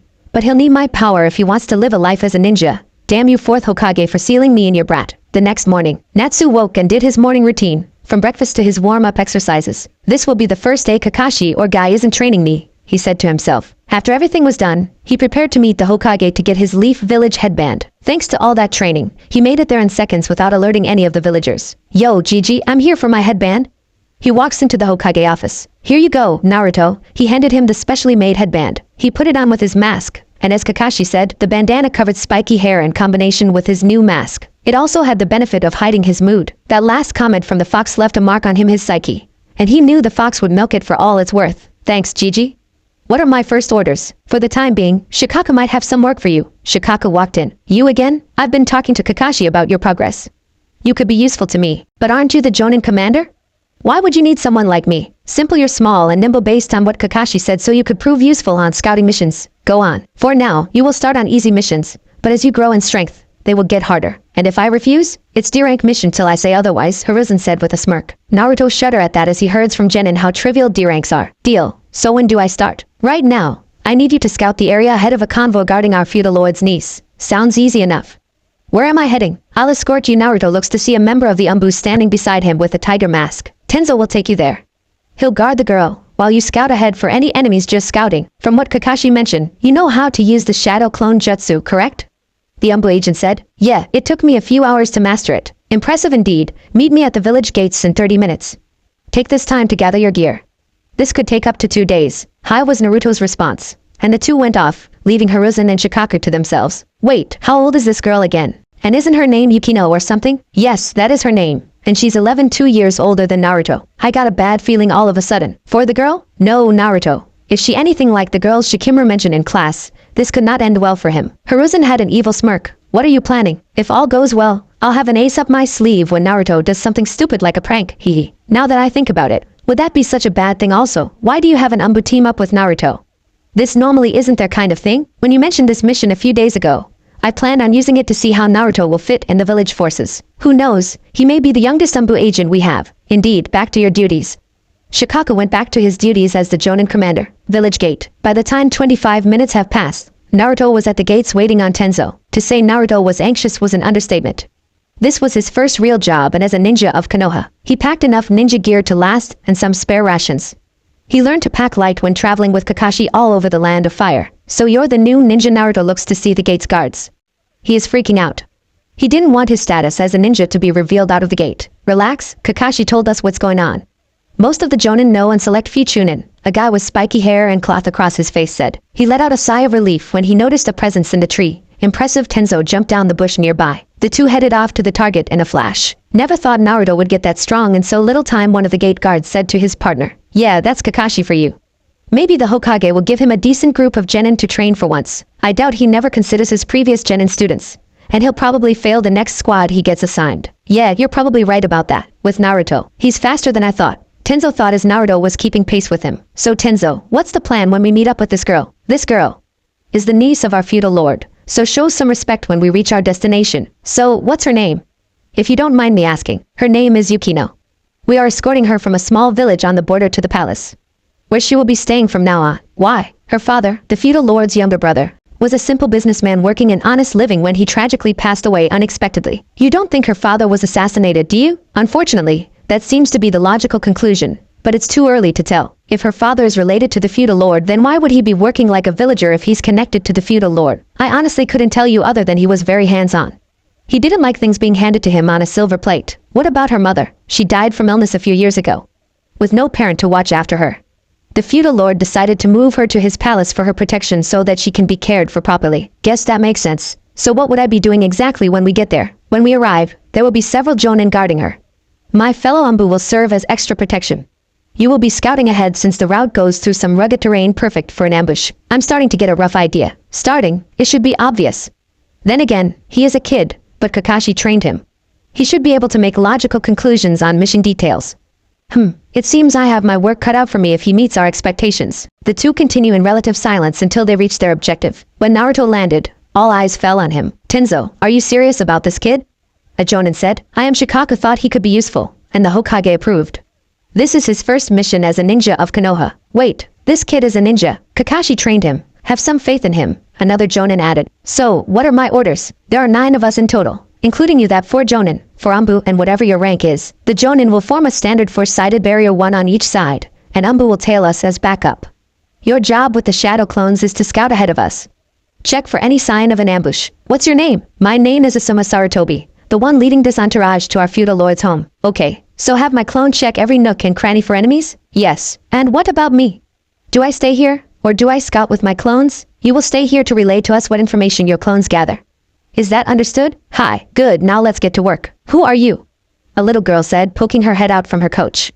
The girl in question wasn't much older than Naruto. Her defining feature was her light blue long hair and her formal attire. Other than that, nothing was out of place than an average girl of her age. Naruto was hesitant at first but ultimately gave in as Asuma flat out demanded him to introduce himself. My name is Naruto Uzumaki Ninja of Konoha, he said respectively. She scoffed at that. You a ninja, aren't you a little young to be a one? She said with a smirk. To Kakashi credit, it took 2 Jonin to hold Naruto back from doing something stupid, causing her to laugh. This irritated Naruto even further. Naruto, our job is to protect her. Or do I need to tell the Hokage about your book of future pranks? Tenzo said stoically. Let not get ahead of ourselves. You have my word. We'll get you to your destination safely. Lady Yukino, he said nervously. Why are boys always so prideful? She pulled her head back into her coach. Naruto sat on the front seat of the coach with the driver to his side. He sat there patiently, waiting for what his clones could gather. Asuma, one of my clones sent word of a large crevice to the right about a kilometer away. It fairly deep, one clone scouting out right now. Affirmative, stop. The coach came to a stop. 2 minutes later, it's all clear. My clone found as a small stream eroding the rock. He then created 10 more clones to aid the remaining 8 clones. Proceed, he shouts, allowing them to continue onward. Naruto, let me know if anything comes up. Hi. This continued for the remainder of the day as it would take 2 days to reach their destination. Naruto sat by himself away from the Jonin since the Anbu were still on the clock. Naruto, why don't you sit with us? You sure, Asuma-senpai? You're a ninja, aren't you? He couldn't stop the grin from forming, rushed over to them around the campfire. Binging so yum. The other towered over him. He looks to the side to see their client sitting with the coach driver and a few other people. He can only assume they're with the feudal lord's niece. So how much farther till we reach the feudal lord home? If all goes well, tomorrow afternoon, Asuma informed. Naruto pulled his mask down to drink his tea and the ration he brought along. Okay Naruto, you got first to watch for the night. Me, what about the Anbu guys? They're a part of the mission too. He looked around and didn't see them anywhere. This is more training for you than an actual task. How so? Sleep deprivation training, as that's something you'll have to get accustomed to when the time comes on a mission. Fine. While the other Jonin and the others took some much needed rest for the next day, Naruto was forced to stay up. Not wanting to drain his massive stamina to begin with, he took a seat on a low-hanging branch watching the moonlight up the night sky. Naruto made sure to check the time when everyone went to bed. It was at 8 o'clock. 6 hours later. If you read the time right, it was 2 in the morning for the young ninja, and he reached his limit. For the next 45 minutes, he was fighting himself to stay awake as this was training for him, and he didn't want to disappoint his senpais. Unfortunately, it was a losing battle as he couldn't hold on much longer before falling out of the tree. But before he hit the ground, 2 strong arms caught him with the last of his strength. He saw a glimpse of Tenzo before everything faded to black. Impressive, his first time of sleep deprivation training. Another Anbu agent added with long purple hair. Yes, he did. But he'll need all the sleep he can get for tomorrow. You sound like something bad might happen? Just erring on the side of caution as the area up ahead is a bit unstable, but it's the shortest route to the palace. True, we better get some shut-eye ourselves then. Indeed. Morning. Naruto was woken up by the glass of water pouring into him. Wake up Naruto, Asuma said. Fine, what time is it? 7:30. How long did you stay up? Just before 3 in the morning. He tried to wipe the sleep from his eyes, letting out a yawn as he got up. For your first time, that pretty impressive. Then again, you're young too. I'll take what I can get, he grunted, getting chuckles all around. After getting some morning grub and some tea, Naruto was mostly back to normal. Shadow clone jutsu, 10 poofs of smoke appeared, revealing 10 Narutos who leapt off in all directions, searching for any places for an ambush. He let out a sigh as he sat down next to the carriage driver. This went on for till lunchtime. The caravan stopped, refueled, and continued onward. When Naruto sent off 10 clones like before, only to retrieve their memory shortly after that. Stop. 2 of my clones just disappeared. What did they see? One slipped off the water-drenched rock, no doubt from the early morning dew. The other found an entrance to a shady crack on the rock's side. I'll send more clones to investigate. He summons 10 more, and in the clouds of smoke, he had one stay behind so he can go on ahead. He didn't like doing this, but in the clone's perioral vision that slipped and fell, he noticed the rock's dark spot. After some light running, he found the spot. Using one of that jutsu he got from the Hokage, he placed his hand on the rock near the area and pulsated his chakra into the earth. After a few minutes, he felt movement, and it was heading for the caravan. Crap, I had to switch places with a clone. It would take him 5 minutes to make it back, assuming the enemy takes their time. With the others, things were going smoothly for a few minutes when suddenly a projectile came out of nowhere, dispelling their Naruto. Crap, if our Naruto was a clone, where's the real one? Suddenly a dark spot formed of the rock, making up the area to the right of them only to grow before revealing a ninja with a scratch IWA headband. Hand over the girl, and you'll all live to see another day. Like hell, we will. One of the Jonin shouts as all of them get into their battle stance. The lone man casts various earth jutsu, trying his best to take up the Jonin. Asuma and the other were in a good position as one side was the mountainside, and the other was the deep canyon. We have to move the girl. Get out of here, we'll keep him busy, he shouts to the driver. The drive took off with the coach, but he didn't make it very far, and the rogue ninja caused a rock slide blocking the path. At this time, the Anbu stepped in to help, but multiple rogue IWA ninja intercepted them. You think I was foolish enough to do by myself, he said in a sadistic tone. He took his sweet time fighting the Jonin one after another till only Asuma was left. Where are you, Naruto? with Naruto. Naruto was just around the corner when something started to form from the rock around them. With a kunai in hand, he was facing down what he can only be described as a golem. Damn, I have to get past this guy soon. The golem stood and began swinging its arm in a circular motion. Suddenly several rock projectiles were fired towards him. He manages to dodge most of them, but one got a lucky shot on his left shoulder. Damn, a few more of those, and I'm a goner. Think Naruto, the sky element is earth, what's strong against earth. Then it hit him. Lightning. But he doesn't know any lightning ninjutsu. Guess I'll just have to keep pounding away till he breaks. 8 poofs of smoke later, and he had a little army of Narutos. They charge at the golem, punching and slashing every which way they can, only for all to poof away. Damn it, there has to be something I can do. Wait. He pulls out a handful of paper bombs. This just might do it. He summons a handful of more clones and hands one each a paper bomb before charging again. The golem spins up its arms up once more, taking out all the clones at a cost. The plan worked. The golem is now covered in papa bombs. Boom! The paper bomb did the trick and allowing him to meet up with the rest. Naruto raced around the bend to see a sight of complete horror. Everyone, and he mean everyone, is down for the count.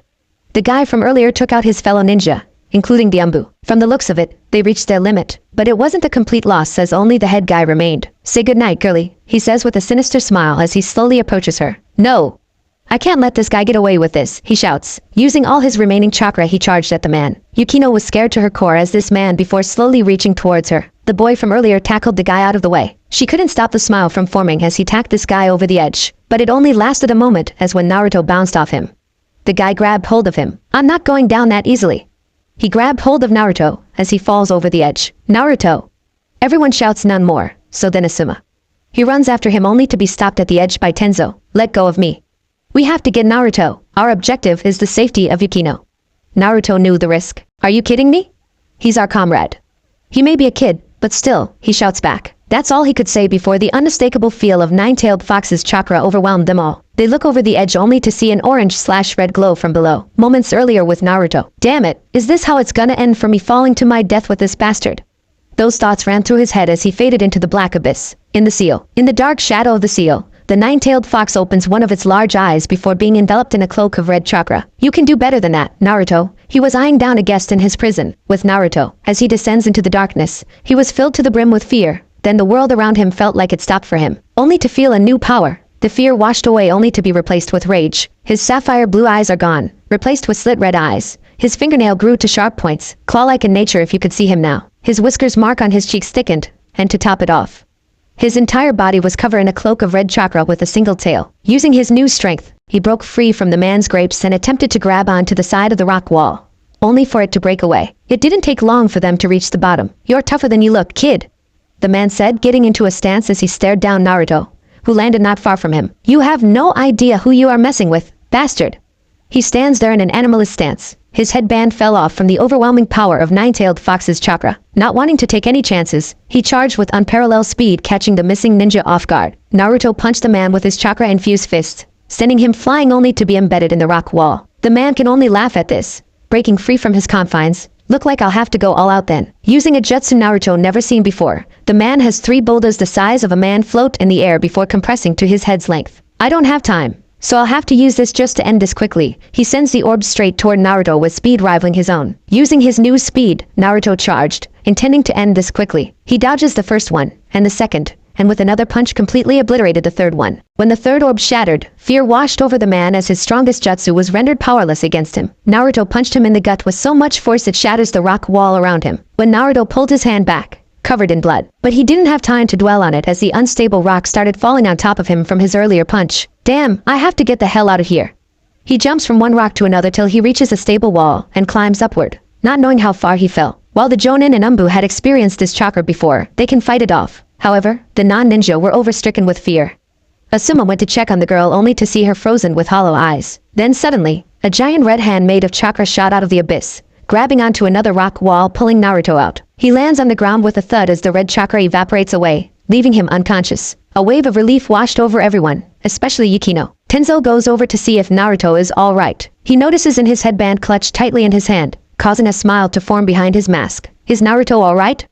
Asuma said weakly. From what I can see, he's fine, just exhausted is all. I can't blame him for pulling that off, Kat said, walking over. So what do we do now? One of the Jonin said. Let's make sure everyone all right before moving out, Tenzo said. What about Naruto? Asuma had to ask. We'll discuss this with the Hokage when we get back. For now, let him rest, or we all be dead right now. Just odd luck to run into IWA ninja in the mountains, another Jonin said. They cleared the path and got everyone squared away, and after an hour of rest, they continue onward. Still, out of commission, Naruto was left to rest in the coach opposite side of Yukino, who still held some fear in her eyes. Unknown to everyone, exposure to the nine-tailed fox's chakra unlocked something hidden within her blood. While Naruto was fighting, her mind was elsewhere. Flashback start. The moment Yukino felt the evil chakra, everything around her faded to black before finding herself in front of giant cage doors. Where am I? You are in my prison, human girl. A deep gravelly voice said beyond the cage doors with two giant red eyes. WYMIH here. This seems exposure to my chakra unlocked an ability hidden in the blood that flows through your veins. Who are you? Ha ha ha. I am your worst nightmare, he would have continued. But stopped. He could feel Naruto asking him to keep his mouth shut. Yukino couldn't do anything but stand there, hoping she'd be released from this scary place. Suddenly she found herself back in the real world. She looks outside to see the boy from earlier passed out on the ground. Flashback end. The remainder of the trip was, fortunately, uneventful. But the entire time, she couldn't take her eyes off Naruto, who was still sleeping. Amazing how someone so young is a ninja. He went out of his way to protect me, putting his life on the line. And I mocked him earlier about it. Guilt weighed heavy on her heart. She made a mental note to apologize to him when he wakes up. But for now, she pondered what happened when she felt a wave of evil wash over her after he fell. As she looks over him, she couldn't help but find him a tiny bit cute for a knucklehead. Feudal Lord's Palace. Ah, Yukino, nice to see you again, the daimyo said with grace. Uncle, so glad to be here. She ran and hugged him. I greatly appreciate you guarding my niece during her trip here. I hope it wasn't too much trouble. Not at all, Naruto said, covered in bandage along with the other. After all, we're ninjas. It's in the job description. This got a grin all around. Well, we will take out leave now, Asuma said. Bye Naruto, hope I can see you again. Yukino shouts, waving him off. We'll see one day. He shouts back as he heads home after a strenuous mission. Who is that boy, Yukino? His name is Naruto Uzumaki, a new ninja of Konoha uncle. Interesting. His mind appreciating how the Hokage could produce such a young and capable ninja, with Naruto. For your first mission, you did a good job, Naruto, Asuma said. Thanks, gotta thank Kakashi-senpai for training me. Hey, where are Tenzo and the others? They were with them earlier. He looks to the side 1 second, and they were gone. They went on ahead to report to the Hokage. Okay then, so how long will it take us to get back to the village? 3 days if we walk. Why don't we treat the kid to a hot spring for doing a good job on the mission? One of the Jonin said. Are you serious? Naruto asked skeptically. Why not? It would help relieve these aches and pains. The nearest one only a couple of hours away.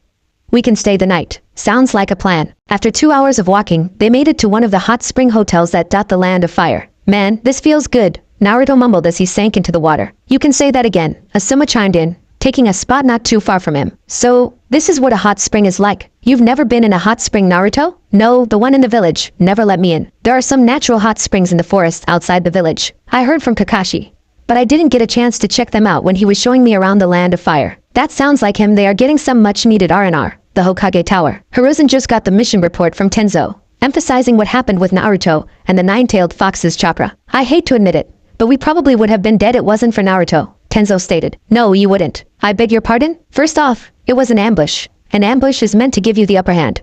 If you weren't caught off guard, this wouldn't have happened. He likes teasing his Anbu when the opportunity arises. Tenzo couldn't argue with him as they did not expect the guy to merge into rock. What about Naruto? The appearance of the nine-tailed fox's chakra changes everything. He can't be a ninja now. How so? He said in an amused tone. If he continues to be a ninja, the chances of the fox spirit getting out is all but certain. Lord Hokage, I see your point, but Naruto will still be an active ninja after he recovers. What about the fox's chakra? I want to see what happened from here. This is mere speculation. The fox gave his power to Naruto to survive the fall. After all, if Naruto dies, he does as well. And if the fox's chakra goes out of control, I want you to keep an eye on him for the time being when he returns to the village. For how long? A month. And if anything comes up, alert me immediately. Hi. And he was off. Naruto, I hope for your sake you can control the fox's chakra on your own, as there are powerful ninjas who would love to get their hand on you. His thoughts went to Danzo. 2 days day. Finally at the village, he shouts, walking in with Jonin right next to him. Hold your horses. We have to give our report to the Hokage. But isn't that why the Anbu guy left early? That was their report.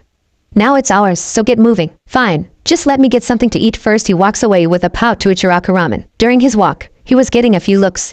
He deduced it was from his mask and headband covering his face. Looks like I'll have to deal with this for a while. He made it. Ichiraku pulled down his mask and gave Tochi his usual order. Where you been the last few days, Naruto? I had an important mission to do. Really? Was it hard? You bet. We were tasked to escort the niece of the feudal lord to his home as her parents both passed away.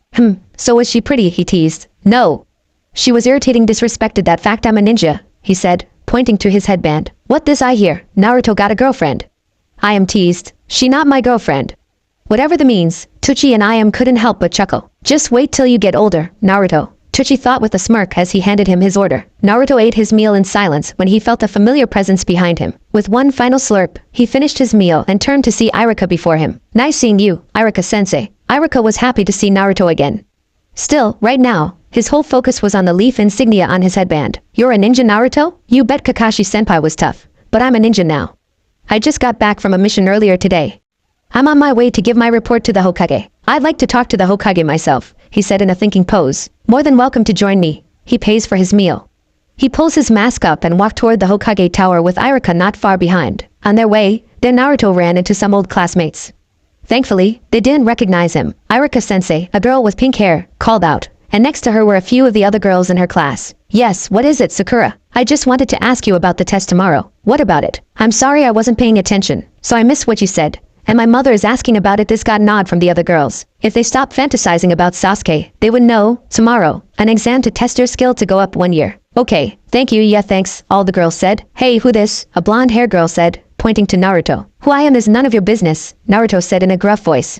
Hoping to hide his identity, he waved goodbye to Iruka as it seems he is busy at the moment. Isn't he a little young to be a ninja? One of the girls said a little too loudly, causing Naruto to stop for a brief moment before continuing onward, noticing the tension in his former student at the comment. Age isn't everything when it comes to being a ninja. He's proven it with his headband, he said in a chastising tone, causing them all to flinch. Far away from the group stood a girl with dark hair. Naruto truly has become strong. She watches him continue his way to the tower. When Naruto reaches the door, he knocked on it. You can come in. He walks in. I'm here to give me a report, Gigi. The Anbu gave me most of the detail.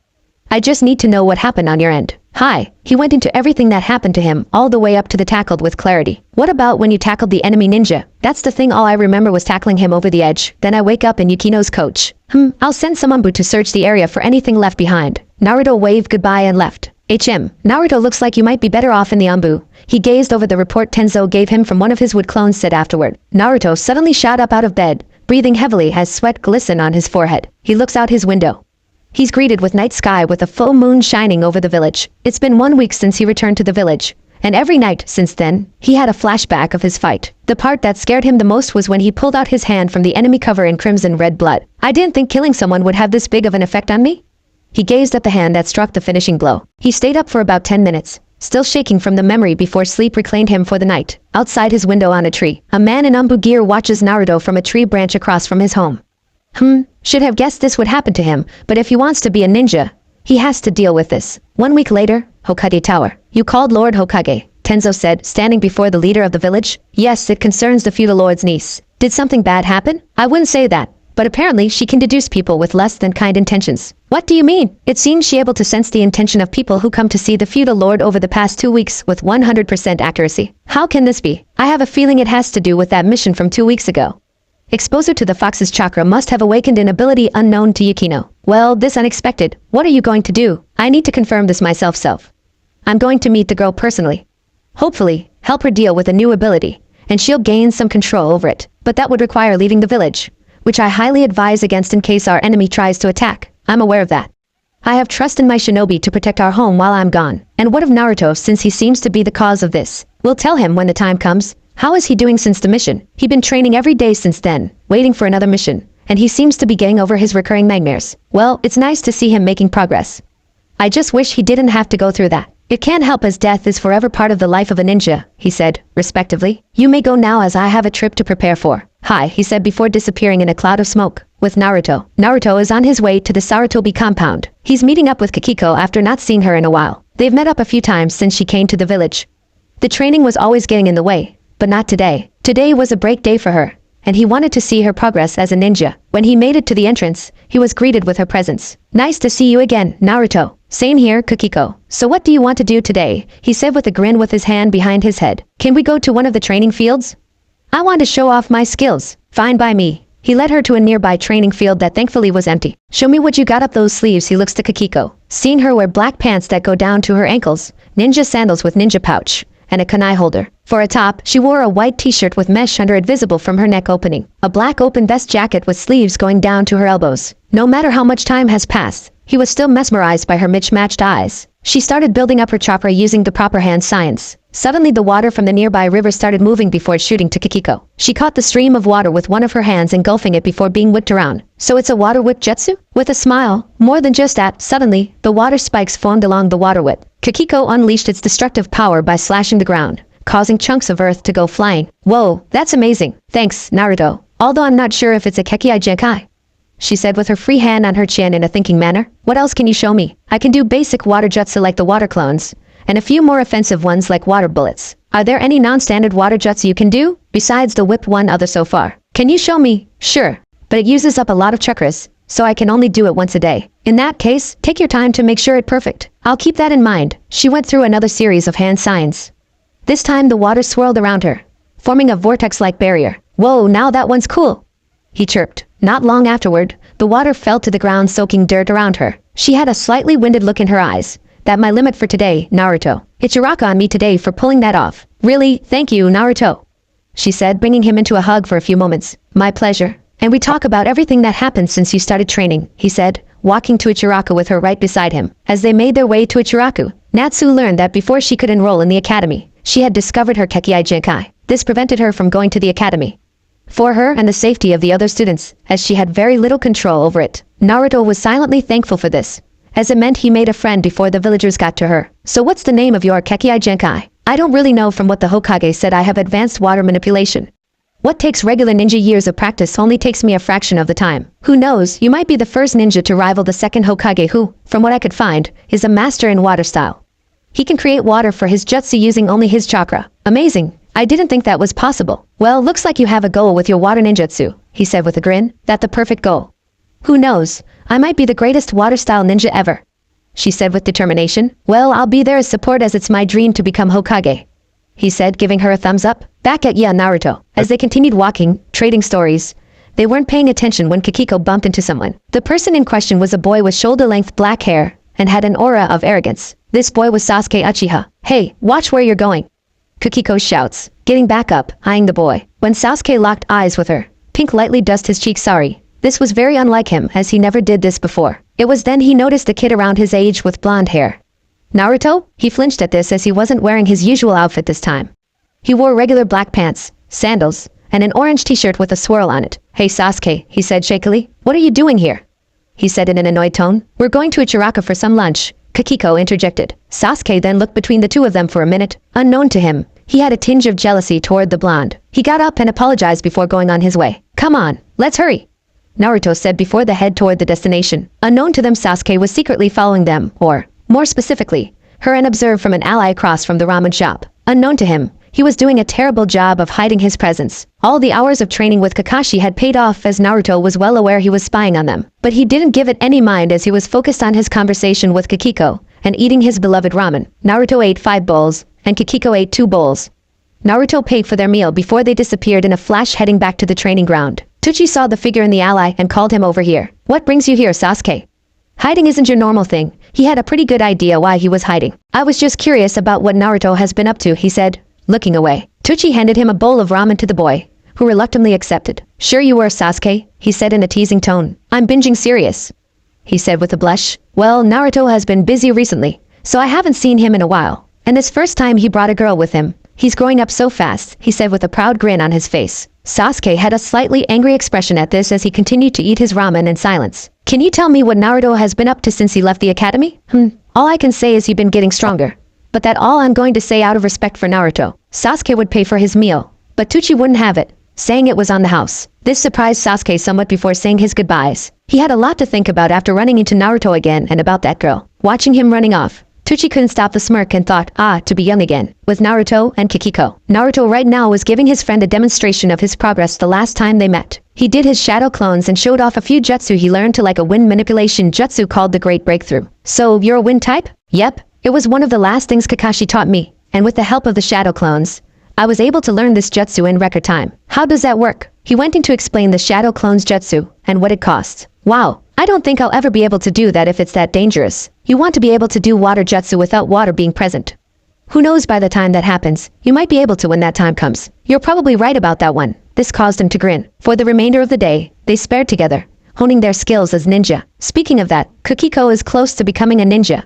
She just needs more control of her Kekkei Genkai first. Unfortunately, there's no way of knowing when that will be. With the sun going down on the horizon, they parted ways for the time being. He turned around him to see a village Anbu standing before him with long purple hair on his way home. What is it you need, cat? She brought him into a hug. Little Naruto growing up so fast and going on a date and training with a girl. She let go of him. He had a disgruntled look on his face. It's not like that.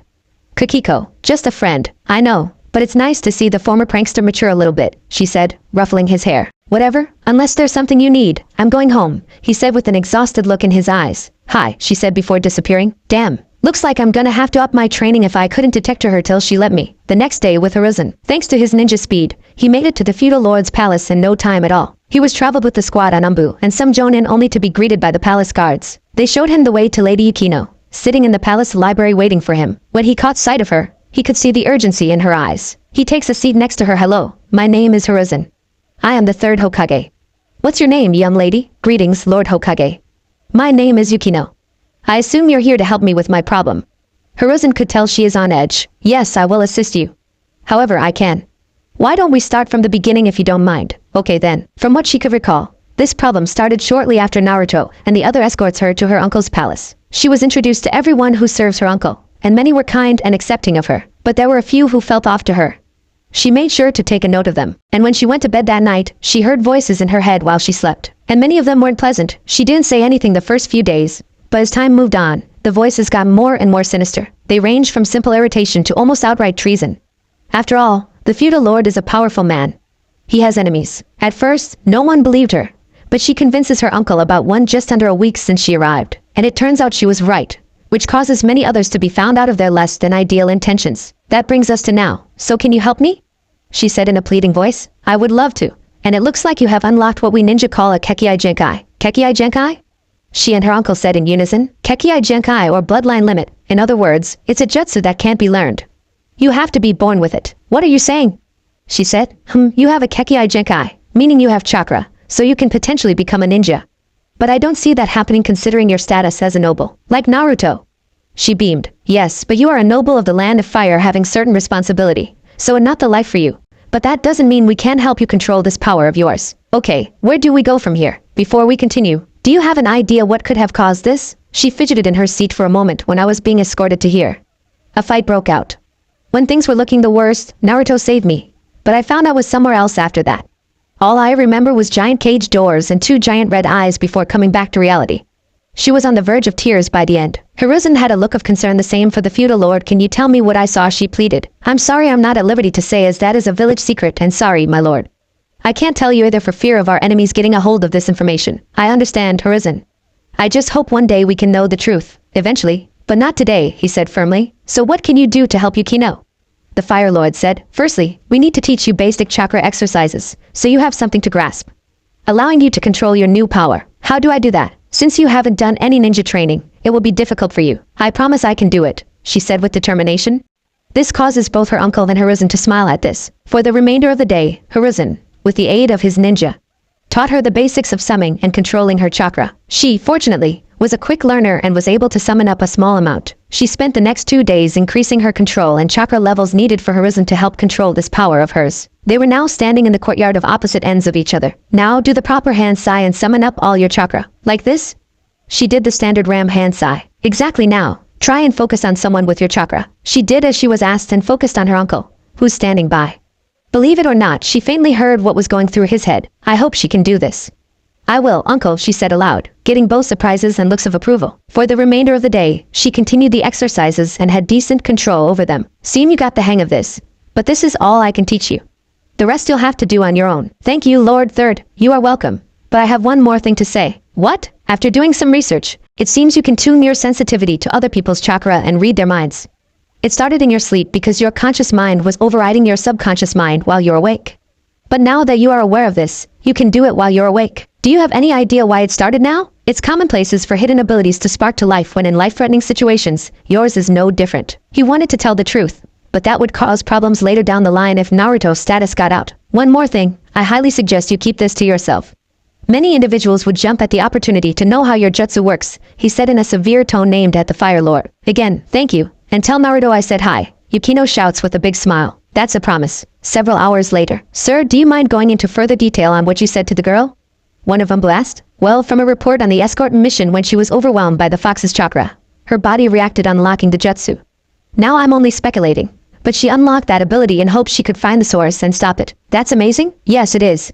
Now is there anything else you want to ask? Nothing except the elephant in the room. How are we going to explain the 9 tails to Yukino as well as the Fire Lord? I'm thinking the same thing if word of this gets out. The girl could be put in grave danger. His expression the other he deep in thought. I have a feeling she will find out on her own. Another Anbu said. How so? Remember it was the fox's chakra that unlocked this ability. So it stands to reason when he makes contact with her again, she'll know right away. True, but all we can do is hope that never happens or she accepts the fact he houses the demon fox. Horizon added. Let's not forget Danzo and his rude agents.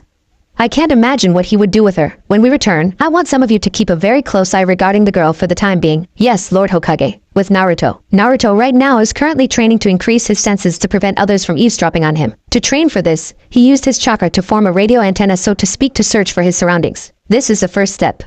Now Naruto has to train his mind and chakra to do this instinctively. He has a pretty good range thanks to Kakashi. But now he has to increase his capacity and sensitivity. That's easier said than done when others can hide their presence. Thanks to his shadow clones, he can train himself to increase his antenna's sensitivity and skills to concealment from others. It was challenging, but he could detect a faint presence in the tree line. Of course, he knew they were letting him know. Otherwise, he wouldn't be able to find them in the first place. He is currently sitting on the ground with his eyes closed in an open area, trying to find his clones hidden away. Come on, try harder, you have to do this. He summons even more chakra spreading out around him. From what Kakashi describes, tiny, fine invisible spider threads spread out all around him. This is only a basic understanding. Only experience can fine-tune this ability. The next is to use those threads to detect even the faintest of changes in the given area. The changes in question can be as simple as slight airflow around the given area or the vibrations on the ground being absorbed by the new objects, or the sudden imbalance of natural energy all living creatures give off. After some time, he found 2 of his 4 shadow clones. One is high in a tree, using the foliage to block his visibility so he can focus, suppressing his chakra signature to be nearly undetectable. The other is hidden in a bush, using the natural vegetation energy to conceal his. Increasing the web, even more, he found another. This one is hidden.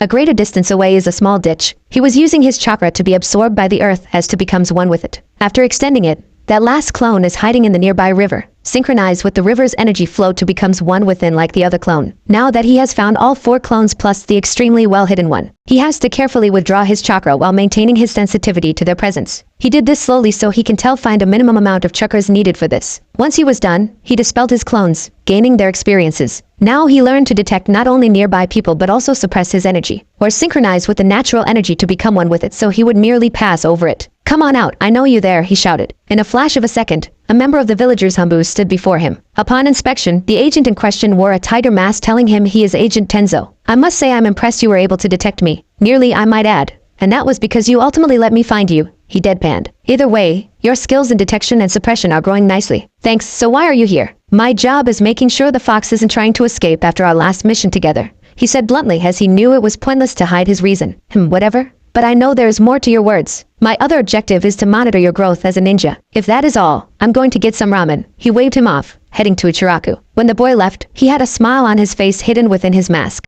This boy truly could be a valuable member of the Anbu. Just hope he can get past the guilt with ending the life of his enemies. He shined away. 3 months later, October 1st. It has been nearly 7 months since Naruto left the academy.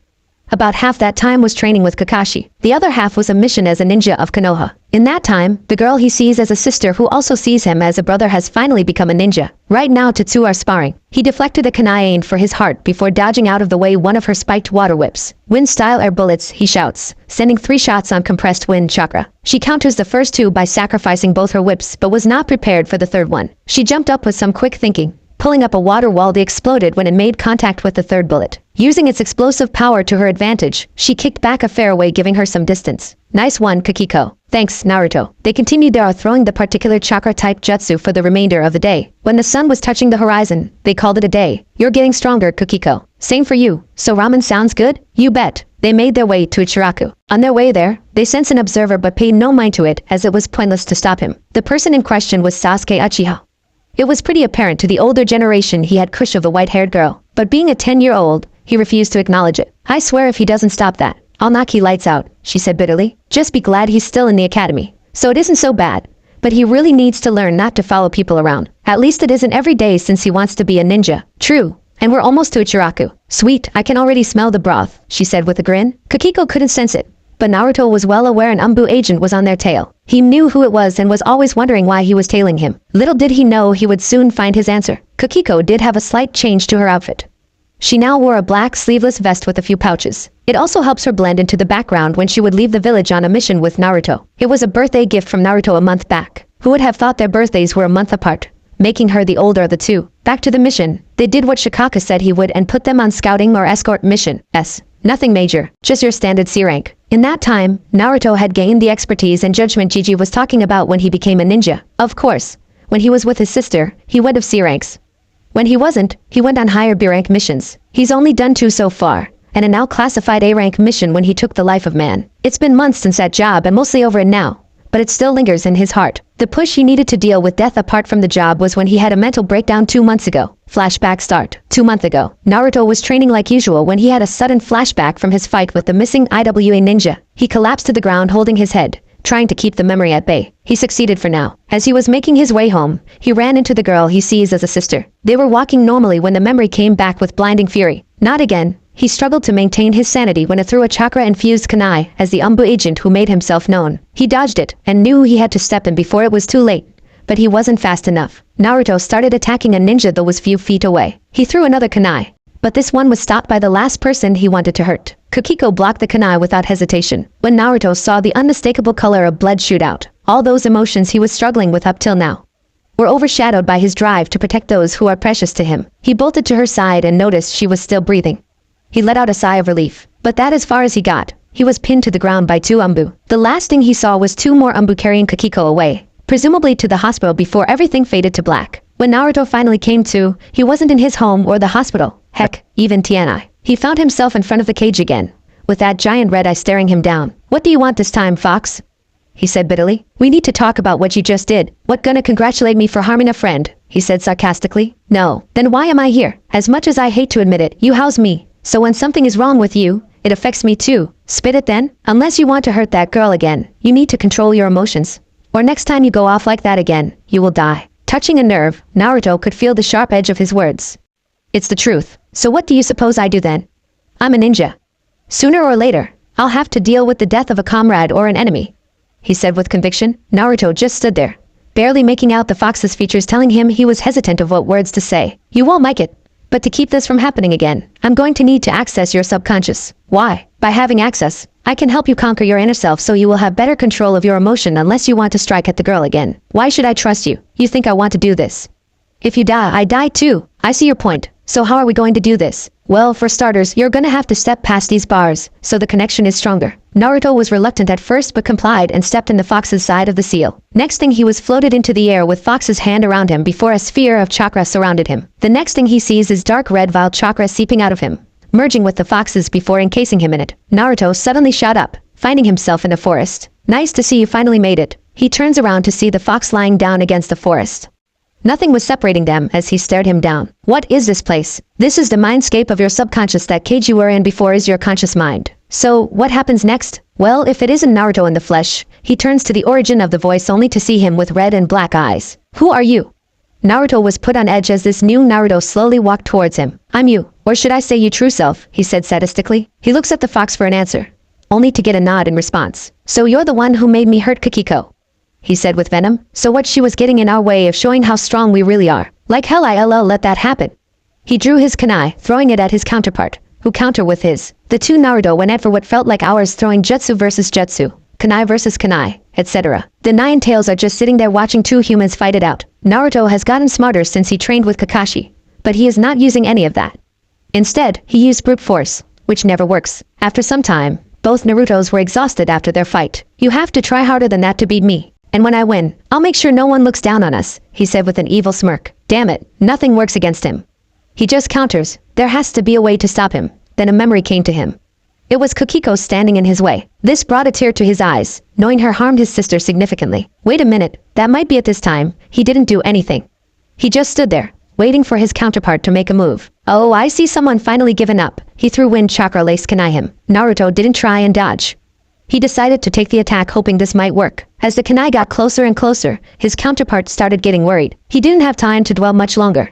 and the sound of liquid spilling out filled the forest. When his counterpart looked him in the eyes, he saw a frown causing him to smile. The kunai slowly was absorbed by the main Naruto as the counterpart collapsed to his knees. The nine-tail had an amused expression at this. Gaki finally figured it out. Naruto walked to his counterpart, putting his hand on his shoulder to see him tear up. "I wish I could have known sooner, then we wouldn't have to go through this," he said with a smile. His counterpart's body caught on fire, burning away before merging with him. "Just be careful out there, will you?" Those were the last words before disappearing completely. "That's a promise," he said, placing his hand on his heart. "Kurama, I'm ready to go back. How'd you find out my name?" "When his kunai hit me, all his experiences and knowledge he learns was transferred into me, including when you gave him your name," he said with a grin. Well, we better get back, Naruto. But this doesn't mean I'm going to give you my power willingly," he said evilly. "We'll see one day in a flash." They were back in the sewer with the cage seals separating them. "You better get going now. And just to make things clear, this is solely for my own survival. I could care less if you were consumed by darkness," the fox said in a huff. "Whatever you say, Kurama." With those words, he left the seal. When Naruto finally came to, he was in the psych ward of the hospital. He looks around the room and sees both Kakashi and the Hokage sitting in the room. "How long have I been out?" he said, sitting up. "A day or so," the Hokage informed. "We need to talk, Naruto," Kakashi stated. "If it's about my outburst, you don't have to worry about that anymore." He gave them a cheerful smile. Both were caught off guard at his enthusiasm after nearly killing his friend. "What makes you so sure?" Hiruzen asked. "While I was out, Kurama helped me." "Who's Kurama?" The one-eyed ninja replied. "You know him as the nine-tailed fox." The room went quiet for an unknown amount of time. "What did the fox demon do to help you?" Hiruzen said with a firm glare. Naruto recounted his time in the seal and the forest where his inner self lived. "Interesting. But I guess I can see it happen considering as he put it, if you die, he dies. I feel calmer since we merged. But beyond that, it's hard to say." "Oh, how's Kikiko doing?" he said with guilt. "She is doing fine. Luckily the kunai missed her heart by a few centimeters and only grazed her right lung," Kakashi informed. Naruto knew that as he recalled his inner self changed the kunai's path at the last moment. "Can I go see her?" "Not right now.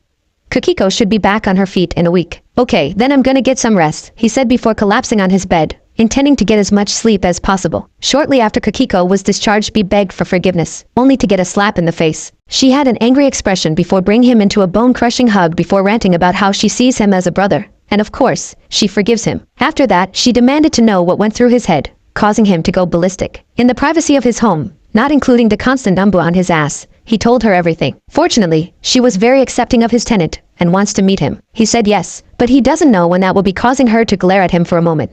But he knew it was aimed at Kurama. Flashback end. Since that time, the two of them have been thick as thieves. He was both excited and dreaded what was coming up his birthday. One thing was for certain, his year will be different for sure. They finally made it to Ichiraku Ramen and got the usual order, with Sasuke. Sasuke was watching from a distance, making sure to pick a different spot from last time. Then something very un-Uchiha-like happened. His stomach growled, blowing his cover. Knowing it was pointless, he walks up to and orders some ramen from the old man, making sure to be one seat from the two. "Okay, why are you always following me?" Kikiko declared boldly, causing the three males to hold their breath at her outburst. Sasuke thinks. "I notice you were new to the village, and I want to know who you are," he said with as close to a straight face as possible. "Why didn't you do this sooner instead of waiting so long after you knocked me over?" she said fiercely. If you saw Naruto, he was going white in the face as he was slightly scared of her, especially if she riled up like now. His shoulder still hurt the first time he pissed her off and made a mental note from that experience. Sasuke never got the memo, and he was paying for it. With all his remaining strength, "You're not at the academy like the other kids wanting to be a ninja. I was curious since you're always with Naruto. Will for one Naruto like a brother to me, so you can get rid of those thoughts right now. And yes, I'm a ninja." She pointed to her headband wrapped around her right shoulder. "Now I'm curious, how are you two ninjas so young when most kids are 12 when they leave the academy?" He had a shocked expression when she showed off her ninja headband. "Gigi though, it better for me to be trained personally by Jonin.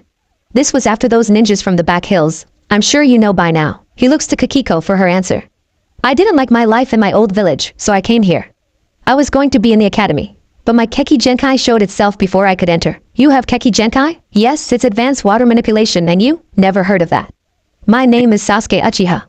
I haven't unlocked my Sharingan yet, unknown to him. He has just not enough chakra to use it. I am a little mad I didn't get private training like you two. Trust me, Sasuke, I was trained by a Jonin, and it was hell compared to what the academy has you go through." "I can confirm that," Tuchi said, who was backed up by Kikiko. The night was still young, and Sasuke had a lot of questions that needed to be answered. By the time it was closing time, Naruto had eaten 10 bowls, Kikiko had eaten 5, and Sasuke ate 3. Having most of his questions answered, he waved the two goodbyes for the night. He didn't know it yet, but he was slightly relieved to hear Kakiko consider Naruto a brother. But it also irked him because of what Itachi did. One good thing came out of this. He and Naruto seemed to have more in common than most intently thought. Maybe I should have Naruto show me his training regimen. But if it is as bad as he says, maybe I should wait. This was a rare time he showed hesitation in his quest for power. October 10th. Today was the day Naruto is now 10 years old and the day of the Kyuubi attack. Every year on this day, as far back as he can remember, he would have to stay with the Hokage for his own safety. But this year was different besides that he has friends and some who are family in all but blood. This time, he was called to the Kage Tower for a special mission from the Hokage himself. He was a little saddened. It was on his birthday but not at the same time as it meant he was out of the village. You called me Gigi? Yes, Naruto. I have a special mission for you that could alter your ninja career in ways you never thought possible. What do you have in mind? Well, as I'm sure you noticed the Anbu agent tailing you all these months, correct? Yeah, wait, you don't mean? Yes, after examining your progress as a ninja I'd like to offer you a spot among the Anbu. It's not that I don't want to, but what do the duties of the Anbu entail? This impressed the Kage and hidden Anbu. Now Hiruzen is more confident. Naruto has what it takes to be an Anbu. To ask about the finer details of his own. Imagine what he is like a few years down the road. For starters, you answer to no one but me, meaning Hihihi Genin, Chunin, and Jonin answer to you unless I say otherwise. On listening, Hiruzen explained the finer details mention the answers to only the Hokage unless it's special Jonin. They are often in charge of specific departments of the ninja side of a village. So, do you accept? Am I the only one who is getting this offer? Your sister shows promise. But she still has a way to go before she is considered to join. I suppose that could work. And I accept the position as an Anbu of Konoha. God then, Tenzo and Kat jumped down to welcome him to the Anbu. So, what the first thing I need to do? Well, first get you a new uniform and assign you a code name, Tenzo said. You two take him to get his equipment. I'll think up a code name for him. Hi, all three said in unison before Shunned out of the tower. 1 second, Naruto was in the Hokage tower. The next, he was in a dark hallway. They walked him to the outfitter. He now had his sword and uniform minus the mask as he gets that from the Hokage. I've never used a sword before, he said offhandedly. I'll teach you how to use it, Kat informed. When Naruto got in his uniform, he quite liked it aside from his favorite orange color. Don't worry, you don't have to wear that all the time only when you're on duty, Tenzo added. So what the first thing I'll do as an Anbu? You won't do any mission for starters as we need to incorporate your skill set into a unit first. Okay, then what next? Time to introduce you to the family. They walked into a large room with over 100 Anbu present. So, this is the new guy and doesn't have a mask yet. Yes, Naruto has proven he can be in the ranks. So give him an Anbu welcome. Naruto was quickly pulled to the center of the room. Seeing nothing but mask eye him down. The only thing left of his old outfit was his headband and face mask. Then the Hokage appears before them with a cruel smirk on his face. Everyone but Naruto cringed at this, knowing his mask would have some kind of joke to it. Naruto, here is your mask. You are codenamed Kitsune. Everyone floored themselves at this, including Naruto. Are you serious, Gigi? He said, holding up his mask, not needing a brain to see the irony on his choice. I am. Are you questioning your Hokage? He said in a severe tone. Not at all, Hokage-sama, he said to his mask. He was barely able to hold back stutter. Good now, enjoy the party. After all, it's your birthday, he said before Shunned shined away. He left all his Anbu to celebrate a new member on said member's birthday. The first thing they did as a gift was the shoulder tattoo before showing him the ropes of the Anbu. 2 hours later, Naruto deep in thought about his new life as an Anbu while admiring his sword. We can start your kenjutsu at noon tomorrow, Kitsune. Thanks, Kat. So what this about squads? Unlike the regular shinobi forces that are strict, 4-man cells which operate on various missions, Anbu have up 20 members dived into 4-man cell depending on the mission. So, what squad will I be on them? You'll be on my team with Tenzo and a few others. And our team name is Ro. That sounds cool. So when do you think I'll be ready for my first mission as an Anbu? Hard to say. But at least a month during that time. One of the Anbu on our team will train you every day till you are at least Jonin level. What level am I at now? From what the report said in my observation, you are high Chunin level. Naruto was smiling from the praise of his skill as a ninja. Wait, do I have to keep my identity a secret? For the most part, yes. But you can tell at least one person. And I have a feeling I know who. He didn't see it behind her mask. But he could tell she had a smirk. SHIT. I was supposed to meet up with Kakiko for my birthday. He said frantically. Don't worry, we took care of that. Kakiko is waiting at your apartment right now. I suggest you hurry if you don't want to anger her. Thanks, Kat-senpai. I'll see you tomorrow. Wait. What training field are we using? Meet me back here by noon. I'll tell you the rest later. Hi. He said before he shunned out of the base. When he left, Tenzo approached Kat and asked, so, how do you think he'll do in the Anbu? Only time will tell. I know you started to see him as a little brother, so don't even try and hide it. How do you really think he'll do in Anbu? I just hope he isn't afraid to do the unthinkable.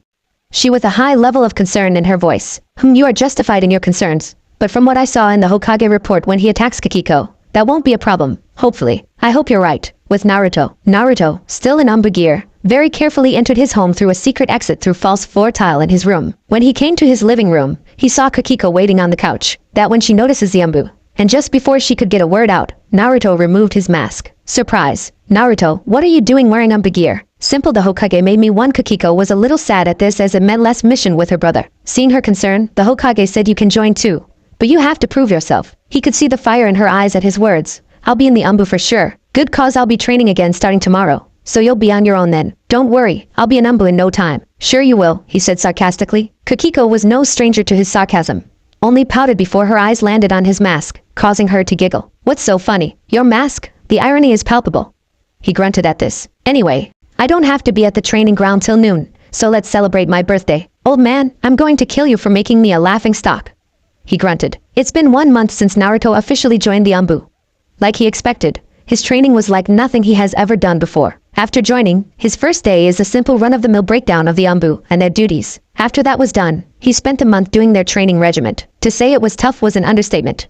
Naruto never felt this sore before in his life. Thank Kami, he recovers quickly and silently. Kurama. He's sparing against Kat at the moment, learning the way of Kenjutsu. Clang! He blocks another one of her strikes before slashing at her only to miss. You're getting better, Naruto. Pretty soon, your sword skill will be at a respectable level. Thanks, senpai. I know it will be some time before I can truly master this art. Well, I think that's enough for today. They both glance at the setting sun. So tomorrow is my first job as an Anbu. So where will I be stationed? Since you're so young, you'll probably be stationed at the hospital or a courier. A courier? Basically, your job is to deliver documents for the Hokage across the land of fire or throughout the village. Gotta start somewhere. Glad you understand. Well, I'll see you tomorrow. She shunned Shin away, leaving him by himself. With the shadow clone jutsu, he conjures up 10 clones dedicated to helping him train his wind nature. After about an hour, he manages to work the kinks out of the great breakthrough jutsu before calling it a day. The next day, Hokage Tower. In full Anbu gear, Naruto stood before the Hokage, waiting for his first set of orders. I hope your time in the Anbu so far has been beneficial. Tell me what your thought on the Anbu. The Hokage said, the Anbu training is harder than I expected, but it's manageable, and I've grown in strength and speed. How do you like Team Ro? They seem nice and accepting of me in the brief time I've known them. But it's hard to get a read on them then again when everyone is wearing a mask. To begin with, this got a chuckle from the two. Okay, your first assignment is to deliver these scrolls to the various clan head throughout the village, then report back for the next set of scrolls. Understood? Hi. He took the scrolls in hand and shined away. The first person on the list was Akimiski residents, who weren't too hard. He landed at the clan compound's gates to knock off the front doors as this was all new to him, and he didn't want to bargain. He didn't have to wait long before Choji's dad opened the door to see the pint-sized Anbu before him. I was wondering when you showed up. I take it you have a message from the Hokage? Hi. He handed him his scroll. Thank you, Anbu. Those were his departing words as he closed the door. Naruto headed off to the next clan and repeated this process until he reached the Hyuga compound, the list's last name. He was dreading this as he knew the Keki Genkai could sniff him out in no time. He landed at the front gates just as he was about to knock. They opened to reveal one of the many members to greet him. You must be the new Anbu we heard about.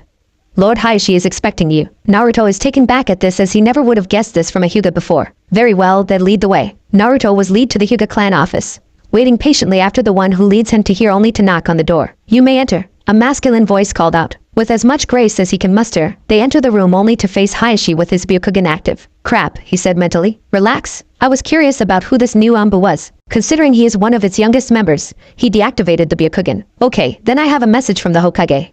If that is all, I will take my leave, and I hope you keep my identity a secret. You don't have to worry about that. He let out a sigh of relief before a new question came to mind. If you don't mind me asking, why would you keep this a secret as it's no secret?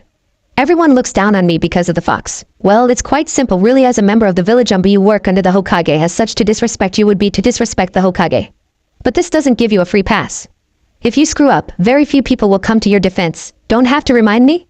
He said before he shunned Shin away. Naruto landed in the Hokage office, waiting for his next orders. I've completed my task, Lord Hokage. Both were thinking Naruto calling him by his title was going to take some time getting used to. Thank Kitsune. I have your next set of documents. The addresses are on the scrolls. Will I be doing this by myself? The reason I'm asking is I'm going out of the village. I don't want to be outmatched if I run into an enemy ninja. Hiruzen had a slight smile at this since it proved Naruto was learning. I suppose it wouldn't hurt to give you some backup. I'll have a member ready to go with you. Be at the west gate in 30 minutes to depart. Hi. 30 minutes later. As he goes by now, Naruto, or Agent Kitsune, is waiting in a nearby tree, practicing hiding his presence while waiting for his partner. Agent Kitsune? He looks behind him to see a fellow Anbu member wearing a monkey mask. Yes, that is me, and you? Agent Monkey.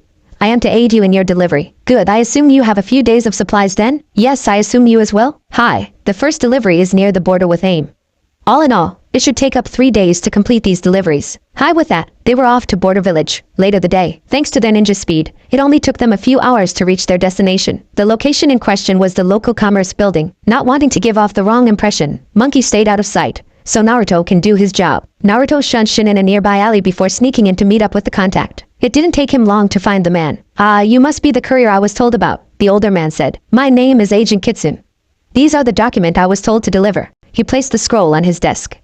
I will take my leave now. Very well then, and tell the Hokage to stop by for a drink or two. Well, do, sir. He shunned Shin to his partner. 1 down, 5 more to go, Monkey. Hi. And they were off to their next target. It wasn't till the second delivery that Naruto realized the Hokage was sending him all over the land of fire. It was a good thing he had backup, as yesterday's battle proved he still has some way to go. Flashback start. Naruto and Monkey just finished their 3rd stop and on their way to the 4th recipient before a sudden boom was heard. Damn, it looks like someone is in trouble. Hi. They followed the noise only to a large group of 20 or so bandit ransacking a village. Looks like I found the occasion to use these bad boys, he said, pulling out 2 trench knives to help channel his wind nature. Monkey drew his sword, infusing it with fire chakra. The 2 raced toward the group, successfully dropping 1 bandit each before. Naruto bolted towards another, slitting their throat as he goes and slicing the weapons with ease. Of course, mentally. With each bandit's life he ended, he was reminded of his first kill, but after merging with his darkness, he now understands that some people deserve to die and that death is in the job description when you're a ninja. He looks at the monkey, and he was faring just as well. That was till Naruto accidentally set off a trap that blasts both of them, practically sapping them of all their chakra. Damn, I didn't think bandits were capable of this, Monkey stated, and it didn't help. Both collapsed to a knee, slightly paralyzed thanks to the electricity coursing through their systems. Hee, I knew it was a good idea to set up that trap. A loud, gruff voice stated, making itself known. The 2 Anbu looked to the voice's origin to see a tall, muscular man wear ninja-based clothing indicated by the scratched mist ninja headband. Shit, Kitsune, that Romulus, missing ninja from Kiri. Romulus, I heard about him when I went through the bingo book the other day. He's A rank, correct? Yeah, and I hate to say, but I don't know if we can beat him in our condition. I know what you mean. I can tell you still a little green like me, that I won't deny. But we got to figure out a way to break his hold on us. I have an idea. But you're not gonna like it. Are you absolutely sure that's the only way out of this? Positive. As he's taking his time to reach us, he watches the man approaching them at a leisurely pace. Make it quick. Alright, Kurama. Think you can throw me some chakra? Fine. But make it quick. Suddenly Naruto's body was enveloped in orange, red chakra, giving him the strength to break the man's hold on him. Romulus's eye nearly bulged out of his head in the presence of this new chakra. Free from the electricity, he bolted toward the man with his 9 tails-infused trench knives. With his newfound strength, he slashes at the man, who somehow manages to dodge his attacks. He counters with his own chakra-infused sword, but that didn't deter the young Anbu agent. If anything, he drove him further to win this battle. Kit, I'm using my chakra to replenish yours so you can use your wind nature to slice through his sword and end this battle. Whatever takes to win, I guess. Naruto dodged his next slash before backflipping, a quick way to revert to his usual chakra before infusing his wind nature. Now at time to end this, he charged at the man who brought his sword down on his, which he easily dodged before jumping overhead, slashing his neck before landing. With the man dropped dead, he went to work dispelling the electric trap and strangely found it relatively easy to do. Thanks, Kitsune.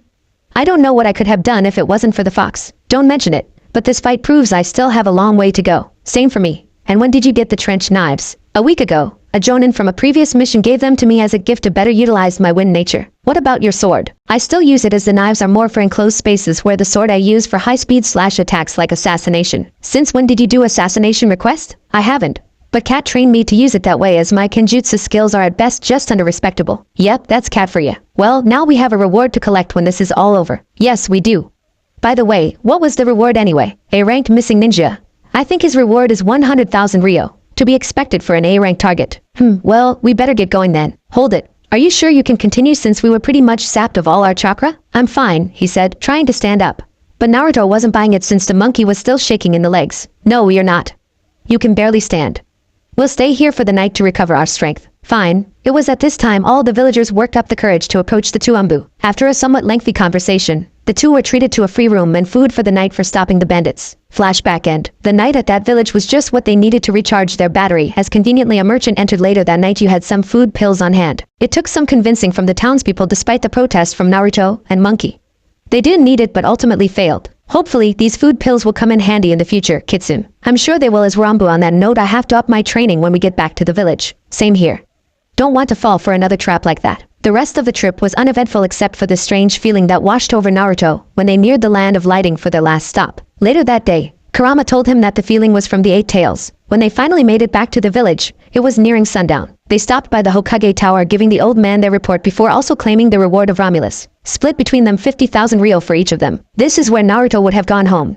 But Monkey invited him to a bar with a few other Anbu members. It wouldn't hurt to get to know his fellow Anbu members. First, they got out of their Anbu uniforms, and the agent by the name of Monkey's real name was Zeke. He had shoulder-length brown hair with a Konoha headband on with the usual ninja attire. As for Naruto, he went with his pre-Anbu outfit. Zeke lead him to a restaurant in what is considered by some the red light district called Iron Rock Bar. It was built into the Hokage monument's side, allowing for a colder place to store alcohol. It was also at this time he learned Zeke was 15 years old. When they made it, they sat in a corner, giving their orders. Zeke orders a steak and grilled rice with some water. Naruto's order of ramen was trying different ramen was a hobby of his. So how long have you been in the Anbu, Zeke? He said in a hushed tone. Hey, relax. This bar is used mainly by Anbu, so no need to be discreet with that information. So, how long have you been in the Anbu? Year and a half. Really that long? So what is it like being a member for so long? Nothing much. The most significant difference between the Anbu and the regular forces, we only do B rank and above as far as a mission are concerned if it's outside the village. What about C ranks? He silently was happy he didn't have to do the dreaded D rank missions. We do C ranks on occasion when the need arises,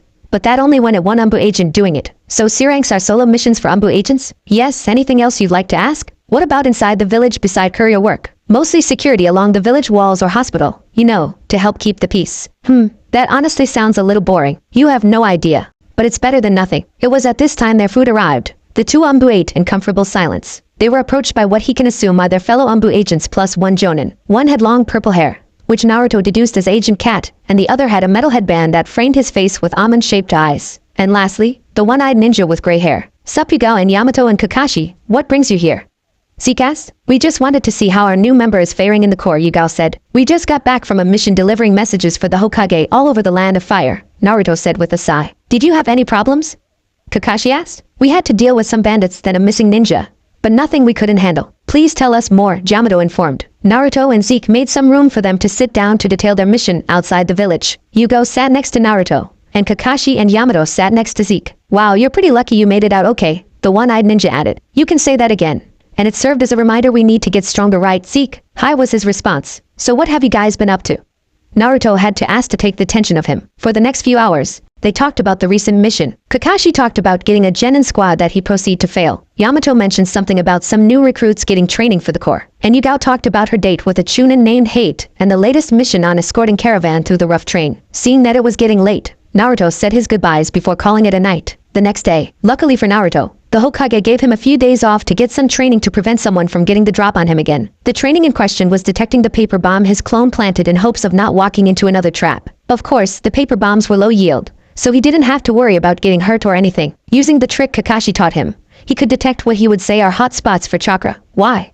Simple paper bombs require chakra for the explosive to go off. By concentrating his chakra webs, he could find small concentrations of chakra. Sadly, it's easier said than done because other living creatures naturally have chakra of their own. After his training period was done, he could detect smaller chakra concentrations, but it will take him some time to fine-tune it. Now he was off to get another mission from the Hokage. Standing before the Hokage in his Anbu gear, waiting for his next assignment. Ready for my next assignment, Lord Hokage. Kitsune, I'm assigning you to a week-long period to the hospital patrol. Hi, he said before heading off to the hospital. When he got there, he was sent to another Anbu in charge of hospital duty. Kitsune, you are to hide in the rafters in the ceiling and watch for any suspicious activity to prevent or stop civilian conflict posed to the staff and or its patients. Hi. His first post was the front lobby with one other Anbu agent named Hawk. He sat the watch for several hours. He had to admit he wanted some conflict since it didn't take long to grow bored with this task. Doesn't anything exciting happen here?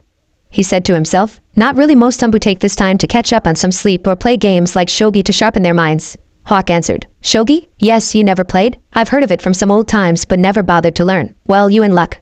I just so happened to have board and pieces on hand, pulled out a scroll before poof a shogi board and pieces appeared. Whoa, how did you do that? What the seal? That's Fuinjutsu or sealing. It quite handy when you need to carry a lot of gear. Think you can show me? Maybe, but I'm not the best. I only know enough to hold my shogi board in pieces. So you want to play? I've never played before, so I don't know where to begin. Don't worry, I'll show you. For the next hour, Naruto learned the ways of the game called shogi. I'll have to give me a set of shogi to play with you guys. You can have this set. Really? Yes, I have a few other sets at home. Okay, but can you teach me how to seal it back up? Sure, but let's play a few games first. For the remainder of their shift, Naruto and Hawk played shogi, and Naruto lost every game. This is turning out to be harder than I thought, he said, scratching his head. Believe it or not, I'm not very good either. But you just happen to be a beginner, so lucky me. Naruto let out a snort at this comment. When their shift was over, Naruto Hawk met up at HQ, where he was taught the ways of sealing, or rather how to seal the shogi board in pieces. If you want to learn more about sealing or shogi, there are a few books in the library you can check out or ask around for someone to teach you. I'll keep that in mind with that. They went their separate ways tomorrow. For the remainder of the week, Naruto would be on the second floor of the hospital. 3 days later, Naruto sitting in the rafter on the first floor when a civilian managed to fight his way past the nurses because they wouldn't let him see his son. Now he had the excitement he was craving and tackles the man to the ground using his chakra-unfused foot to keep the man. Calm down, Ultimer. Your son is fine. He just needs rest. And you causing a racket isn't helping, he commanded. But the man just scoffed at his word and tried to force his way up but failed as Naruto was joined by another Anbu keeping him in place. They didn't have to wait long as the nurses administer a sedative to knock him out cold. He was handed to some jonin for disciplinary action. Unfortunately, that was the only excitement Naruto got for that week. This went for 3 months on end, going to the Hokage, getting new orders anywhere from courier work to hospital details, or his now favorite guard duties for caravan carrying much-needed supplies to keep the village running. He also did a lot of training with the other team row members, increasing his strength and speed to that of a jonin. Of course, the training was hell, and he learned he has a knack for Fuinjutsu. His kenjutsu was brought up to a standard that made Kat Senpai proud. At this moment, he was waiting in Anbu HQ, hoping Kakiko was accepted as a member of the village's Anbu. He is pacing back and forth while Kat sat on a nearby bench, trying to calm him down. Suddenly the door opens, revealing his sister in all but blood wearing the Anbu uniform with a big smile on her face, and behind her in the Hokage holding her mask. Kakiko, this day forward as a member of the Anbu, you granted the code name Trout with this fish mask. Now everyone, let's give her an Anbu welcome. Cheers could be heard all around as they celebrated another member. Of course, the first to congratulate her was Naruto, giving her massive thumbs up. Thanks, Naruto. And I promise not to let anyone down, she said with glee. Kakiko, would you like to join Team Row? And looks like we get to train together now. Yes, I plan on showing how far I've come. Everyone could see the fire in her eyes. It's been 3 days since Kakiko joined the Anbu. Naruto couldn't be happier to work alongside his sister, but that also scared him. It was oblivious to him knowing the risks that are in the job description. At the moment, their sparing have been for a few hours to bring Kakiko ninja skills up to speed and fast. Naruto is using his trench knives to get better equipped to them. Kakiko is using water from a jug she carries around her waist. After all, she won't have an easily accessible body of water on her missions. She had a long way to go before her skills in water style are on par with the second Hokage. They called it a day when the sun touched the horizon. Looks like we're done for the day, Kakiko. Fine. Besides, I'm reaching my limit anyway. Naruto could see the subtle shake of her leg, telling him she's exhausted. I have a mission tomorrow, so you'll have to train by yourself. Okay, want to come back to my place for the night? Sure. Kakiko did not live with Naruto since his home is meant for one person. Her place is now an Anbu apartment. Up till she joined Anbu, she's been living with the Sarutobi clan. Her apartment was about as big as Naruto's, but this one was nicer and not partly run down like his. Who are your neighbors, if you don't mind me asking, as I rarely come here with mission getting in the way? That would be Kat to my right and Anko to my left. Okay, I can see a cat being your neighbor, but why Anko? T and I not that far away. That's why, and Anko not all bad minus her dango addiction. Oh, look who we have here. A third voice rang. The two looked to the origin to see Anko in the flesh staring them down. Hi, Anko, Naruto said. What is a pint-sized Anbu like you doing here? Wanted to check out my sister's new place since joining the Anbu. Since you're here, mind helping me out? No. I am not buying you. Dango, he put his arm in an X shape to illustrate his point. Oh, come on, please, it is just this once, she said with a seductive tone. This sent a shiver down the brother and sister pair at her forcefulness. Suddenly Naruto was brought into a bone-crushing hug. By who else, Kat? I will not let you corrupt my little brother Anko. Anko couldn't see it through the mask, but she could feel the smug grin on Naruto's face. Fine, I'll find someone else. I think Kurenai just got back from a mission, she shunned Shin soon after. Thanks, Nei-chan. Don't know what would happen if you didn't stop her, he said. Not a problem, Naruto. Now, what are you doing here? Came to see Kakiko place since joining the Anbu. Oh well, I better not hold you up then. For the next few hours, Naruto hung out with Kakiko in her new apartment before heading home. When he finally made it home, he took off all his gear before collapsing on his bed for the night. But unlike most night-to-night, he has yet another stare-down with Kurama in the seal. What do you want, Kit? As I'm sure you know, my superiors have an interest in me controlling your power. But we both know you will never give it to me willingly. He was expecting some sarcastic comment but was met with silence, causing him to take a second look. Wait, you can't be considering this. Who said I was giving you anything? That's the Kurama, I know, but why the pause? You can have my power. All you have to do is undo the seal, the fox said with a smug voice. Not happening even if I had the sealing formula. Are you saying you thought about it? Beyond a thought. No, I haven't. I didn't hear you denying it. You're just like everyone else, seeing me as nothing more than a battery, he scoffed. I didn't mean it like that. I said I thought about it. But the risk outweighed the benefits since there would be nothing stopping you from going on a rampage. Sweet freedom. I can almost smell you, he said aloud, ignoring his container. Okay, restart my superiors. I want me to control your power beyond a simple get-out-of-jail-free card when the chips are down. You have to be weak-minded to always rely on someone else's power. I was thinking the same thing really as I'm stubborn when it comes to that. To cause both to chuckle at this. You have my attention, so what do you propose? Keep in mind this seal is separating us. I know, and because of that, when I am forced to use your power, I'm under your influence. Kurama chuckles at that. Okay, Kit, I'm starting to understand he wouldn't admit it to him. But over the past few months, since Naruto went one tail, he slowly started to care for the boy. It was mainly because he was actively trying to communicate, trying to pry any information about him, even though it often ends in verbal fights leading to the silence between them. Good, so how should we proceed from here? I suppose it wouldn't hurt to train you in my power. At the very least I get to some quality entertainment.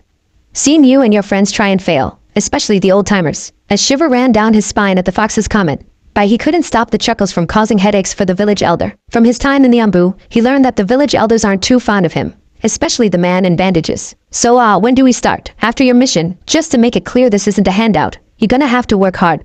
I look forward to your misery, hee. Naruto could only sweat drops at this before going off to dreamland. The next day, when Naruto woke up, he had a pounding headache. Stupid fox, he mumbled under his breath. This headache always happened when he talks to him when he usually should be sleeping. It drains a lot of mental energy when his mind and body are supposed to be in recovery mode. He drags himself to the kitchen, making him some eggs and toast with a glass of milk before putting on his gear. He shunned Shin to the Hokage Tower. Ready for my mission, Gigi, he said on his knee, sneaking in his nickname when he can. Hiruzen had a slight chuckle. Yes, Kitsune. Your mission is to stop some bandits near a hot spring hotel near the border. Bandits have been found kidnapping women for some unknown purpose. We suspect slavery. Okay. But doesn't this seem like a mission for a regular ninja team? Not Anbu? Normally you be corrected. But every time we send in a team, they disappear without a trace. So I'm hoping by sending in a single ninja of the Anbu, they won't notice a snake in the grass. I assume I'm doing this alone? Yes, for fear they'll catch on to us and go into hiding once more. He handed him a scroll with the location and mission detail. Hi, I'll be back as soon as I can. With those words said, he shunned Shin to his apartment to gather supplies. He decided to leave in the dead of night not to arouse suspicion from the villagers. Word was starting to spread that Naruto was possibly a ninja, no thanks to his short stature. Others thought he finally died or left the village. They had no idea of the truth. The rumor mill was a pain when it came to him. The next day, it took the whole day and all through the night to reach his destination. He would have stopped for some rest, but he needed to training for sleep deprivation. That and Kurama reluctantly helped keep him awake.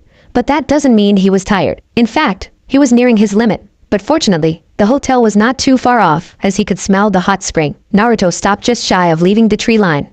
He quickly changed into civilian clothing. When he finally stepped out, he was wearing black pants and sandals with an orange hoodie. He walked up to the receptionist and asked for a room. Aren't you a little young to be on your own, Kit? She asked. I'm meeting up with a relative here, should be here for a few days. He held up Gamachan, quickly changing the woman's mind. Here's your room key, hope you have a nice stay here. Thank you. With the key in hand, he found his room and collapsed on the bed, intending to make up for the sleep he lost. He arrives at 8 a.m. When he finally woke up, it was 6 p.m. Time to do some recon. He put a do not disturb sign on the door, leaving a shadow clone in cases anyone who decided to ignore the warning. With his Anbu gear on, he faded into the shadows. The following day, Naruto scouted the whole village, looking for any hidden allies' rooms or spaces in the walls. Then he checked the forest to see any trails leading to and from the hotel that wasn't the main road. After checking around, he found nothing. Unfortunately, this is going to be more difficult than he thought. Maybe they have a secret tunnel? Naruto thought to himself. It would make sense. Or they're just really good at covering their tracks. But unfortunately, this mission was going to take longer than he thought. Daylight started to fade. He called it a day to get some food. But before that, he sent out some shadow clones if he missed something more. The slavers in question decided to move. He found his way to the restaurant section and ordered some ramen, as it was a hobby to taste new kinds. And as he expected, it wasn't as good as a chiraku, but it was respectable in his opinion. Since this was a hot spring hotel, he might as well check out the springs. He found himself in the men's section, sinking to his nose in the water, letting all his aches and pain wash away. The warm water was great to him, as he rarely could relax since joining the Anbu. He stayed and soaked there for a good 45 minutes before calling it a night. He put his clothes back on, and just as he left the door of the men's section, he heard a scream from the women's section. Thinking this was the bandit making their move, he swung into action. When he finally made it, he didn't see any bandits, just some old guy in a red kimono laying face first on the ground with a bloody nose. A woman stood over him with a fist in hand. Great first job by myself. And I have to deal with a pervert, he said to himself. He walks over to the still bleeding form of man. Is this pervert causing you any trouble, ma'am? He was peeping on the ladies, and I managed to catch him just before I took a dip in the spring. He began poking the man, hoping to get some kind of reaction. However, it didn't take long for him to gather his wits. He shook slightly as the woman emphasized her fist before retreating to the hot spring when he finally stood up. Alright, old-timer, don't you know it's rude to peep on women? I wasn't peeping. It was research. What kind of research requires peeping on women? What's your name, perv? Not that it matters. I am Jiraiya, the Toad Mountain Sage. Whatever you say, pervy sage, the sage grunted at his comment. So, what's your name, kid? Why should I tell you? He looked away from the man. Naruto, do you know who that is? What does it matter? He's a perv, and I have a mission to do. As much as it pains me to say this, he is Jiraiya, one of the 3 legendary Sannin. As in former students of the 3rd Hokage, surely you know of them after being in the Anbu. Are you kidding me? He's one of them. I guess I can trust him with my identity. He holds the Toad contract, meaning you can get the sealing formula and let me free, allowing us to sow the seeds of chaos and discord. Ha ha ha. I thought we were past that. I can dream, can I? Facing the pervy sage before him. I just remember you're one of the Sannin. Meaning you're a member of the Konoha. My name is Naruto Uzumaki, member of the village Anbu, Naruto informed. Jiraiya manages to hide his shocked expression as the boy before he is his godson. If he hasn't figured it out yet, he might be able to clean the bad blood between them. You and Anbu? I doubt it, kid. You want proof to follow me then? He took off into the tree line far away from prying eyes. The old sage follows him as he needed proof to know if his godson is all talk. When he finally reached the kid, he was in his Anbu gear with the kitsune mask hanging off the side of his head. He was again dumbfounded at this. He was also slightly angry with the Hokage that he would let his godson into the Anbu Black Ops. Okay, kids, I believe you now. So why would the Hokage send a pipsqueak like you on a mission all alone? Using all his willpower to keep his anger in check, I was tasked by the Hokage to track down and eliminate bandits who have been kidnapping women around here. Really? What have you found so far, kid? Nothing. It's almost as if they have a way to cover their tracks and somehow know when we're onto them. Jiraiya started brainstorming ideas on finding them and knowing ninjas are here with a thinking pose. That's it. What? I think I know why you haven't found them yet. Okay, spill it. When I was doing my research. You mean peeping. For the last time, it's research anyway. There was no way any of my research subjects could know I was there. But somehow that woman found me. Are you saying that woman was with the bandits? Looks that way, kid. But we won't know till we find her. Then what are we waiting for? He tried to sprint back to the hotel only to be yanked back by Jiraiya. Hold it, kid, you may be Anbu. But we gotta be smart about this. For all we know, she may be innocent, but we won't know till we do some investigating. Right, sorry about that, he said, rubbing the back of his head. At least he uses that brain of his, unlike his father when he was training under me. But first, we have to find her, and no peeping for you. Fine, I assume you know the shadow clone jutsu as a member of the Anbu? Yes, how many should I create? 5 would be good. High 5 poofs of smoke later, and 5 Anbu-clad Narutos appeared. You 5 remember the women from earlier. We need to find her and make sure she isn't an enemy aiding the bandit. Dismiss. The shadow clones bolted off into different directions. What about us? He asked. While your clone looks for our target, let's head back in town to see if we can't dig up some leads. Oh, and you need to change your outfit. Naruto was in his civilian outfit with a quick change in uniform, ready to continue the mission. Let's go. The 2 ninjas headed back to the hotel. Naruto followed Jiraiya much to his dismay but didn't complain too much when they made it back. They found a spot near the bar. Naruto stayed at his table, waiting for any information his clone dug up. At the same time, Jiraiya used his skills to try and dig up information on his end. By the time 1 hour has passed, Naruto had regained the information his clones found, and to his luck, he learned of a shady man near the hot springs. When he told this to the sage, he learned there'd been some shady figure gawking around the hot springs as well. As for the woman from earlier, she is sadly in the mix of things. So, what have you learned on your end, Naruto? There's some shady individuals near the hot spring and the woman from earlier was with them, and you? Same for me now. Let's stop this bandit before any more innocent women and girls are captured. With their superior ninja skills, they faded into the shadows. They found the woman from earlier standing by herself near an ally. Ready, Naruto? Yes, pervy sage, he says with his Anbu gear on. He summons 10 clones, and on Jiraiya's mark, they descended on the duo. They quickly apprehended the man and woman before Shunned away from the hotel thanks to their superior skills. Back in his Anbu gear, he walked up to the man. Spill it. We know you're part of the bandit group. The man in question wore a dark cloak with brown pants, black boots with a gray shirt, and a sword on his side. The woman from earlier was wear a black kimono with a black shocker and dagger on her side. I said, spill it, Naruto said, having a kunai to the man's neck. Fine, we are responsible for the kidnappings. Never thought a kid and an old man catch us, the woman said with venom. Okay, little girl, why are you involved in all this? Jiraiya said fiercely, a little ticked off from the old man comment. I want to be the most beautiful woman in the world. By kidnapping other girls, I can make sure of that. Bullshit, there has to be more to it than that. Naruto put more force on the kunai, starting to draw a little blood. Fine, we sell them off for a small fortune to some missing ninja for test subjects in exchange. He would help me stay young forever. Is she telling the truth? Naruto demanded. Yes, she is. Who's the buyer? Jiraiya demanded to have a strong feeling of who it might be. Orochimaru, the woman said. I was afraid of that. Damn it. Where are the girls who haven't been sold yet? Naruto was starting to losing his patience. There is a hidden cave, half a click from here hidden by a boulder. But there are more of us there, doubt they would let you set them free. Oh, they will? After all, I'm Jiraiya, one of the legendary Sannin, he said with a slight chuckle. The two prisoners' faces paled at this revelation. Please let us go. We won't cause you any trouble, the man said in a pleading voice. Sorry, that's not how the world works.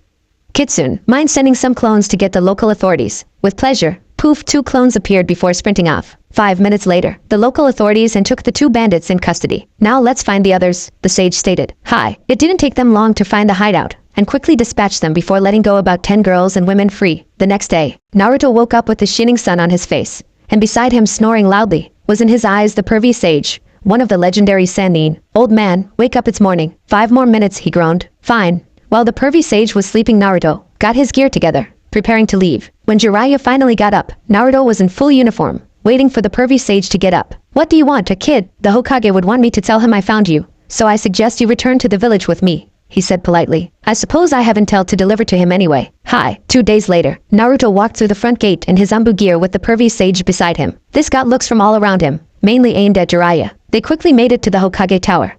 Naruto was the first to give his report. Just as he was about to leave, Hiruzen asked him to stay. So what is it, old man? The Sannin said, getting the ear of all Anbu present, with a sinister smirk. I thought you might want to spend time with your godson Naruto. His code name is Kitsune. Silence filled the room.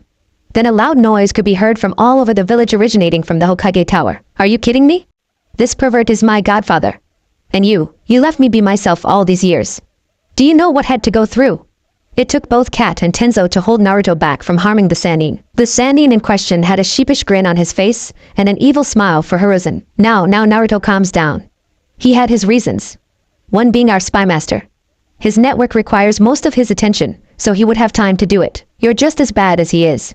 The least you could have told me was I had one when I was younger. I should have, I'm sorry. But I couldn't risk dividing his attention. But now that you're a ninja, I felt it fitted since he can now train you to make up for all the lost time. Naruto finally cooled off at this. Fine, but is Trout still in the village? Or is she on a mission? She's still in the village at the usual training ground, if I'm not mistaken. Sweet, can't wait to tell her about my mission. He shunned Shin away. Okay, who's Trout? And why is Naruto so excited about her? Wait. Does Naruto have a lady friend? He said the last part with a little too much glee. Yes, he does. She the same age. They're sibling in all but blood. Go and look for yourself if you don't believe me. I might just do that. But here's what I've gathered. And that job you sent him on, unfortunately Orochimaru was involved in it. Let me see for myself. He took the scroll from his student to read the report, with Naruto. When he finally made it, he carefully watches his sister practice her jutsu. Come on, focus. You can do this, Kukiko, she thought to herself. She was determined to be the next water jutsu master of Konoha, better than the second Hokage, using all her chakra. In quick succession, she did all the hand signs, brought forth as much water as she could. When she finally opened her eyes, she was happy and surprised to see she did it. Unfortunately, it wasn't a lot. Only about enough to make one water whip. Nice job, Kukiko. I knew you could do it. She grew a massive smile as she faced her brother. Thanks, Naruto. Unfortunately, it wasn't a lot. And it took all my chakra to do so. She looked to the water whip in hand. Even so, that impressive to pull off. So, how was your mission, Naruto? It was fine, right, Naruto? A new voice said. She looks to her brother, who had a bored expression before finding the source to find a tall old guy with white hair and a red kimono outfit. Who are you?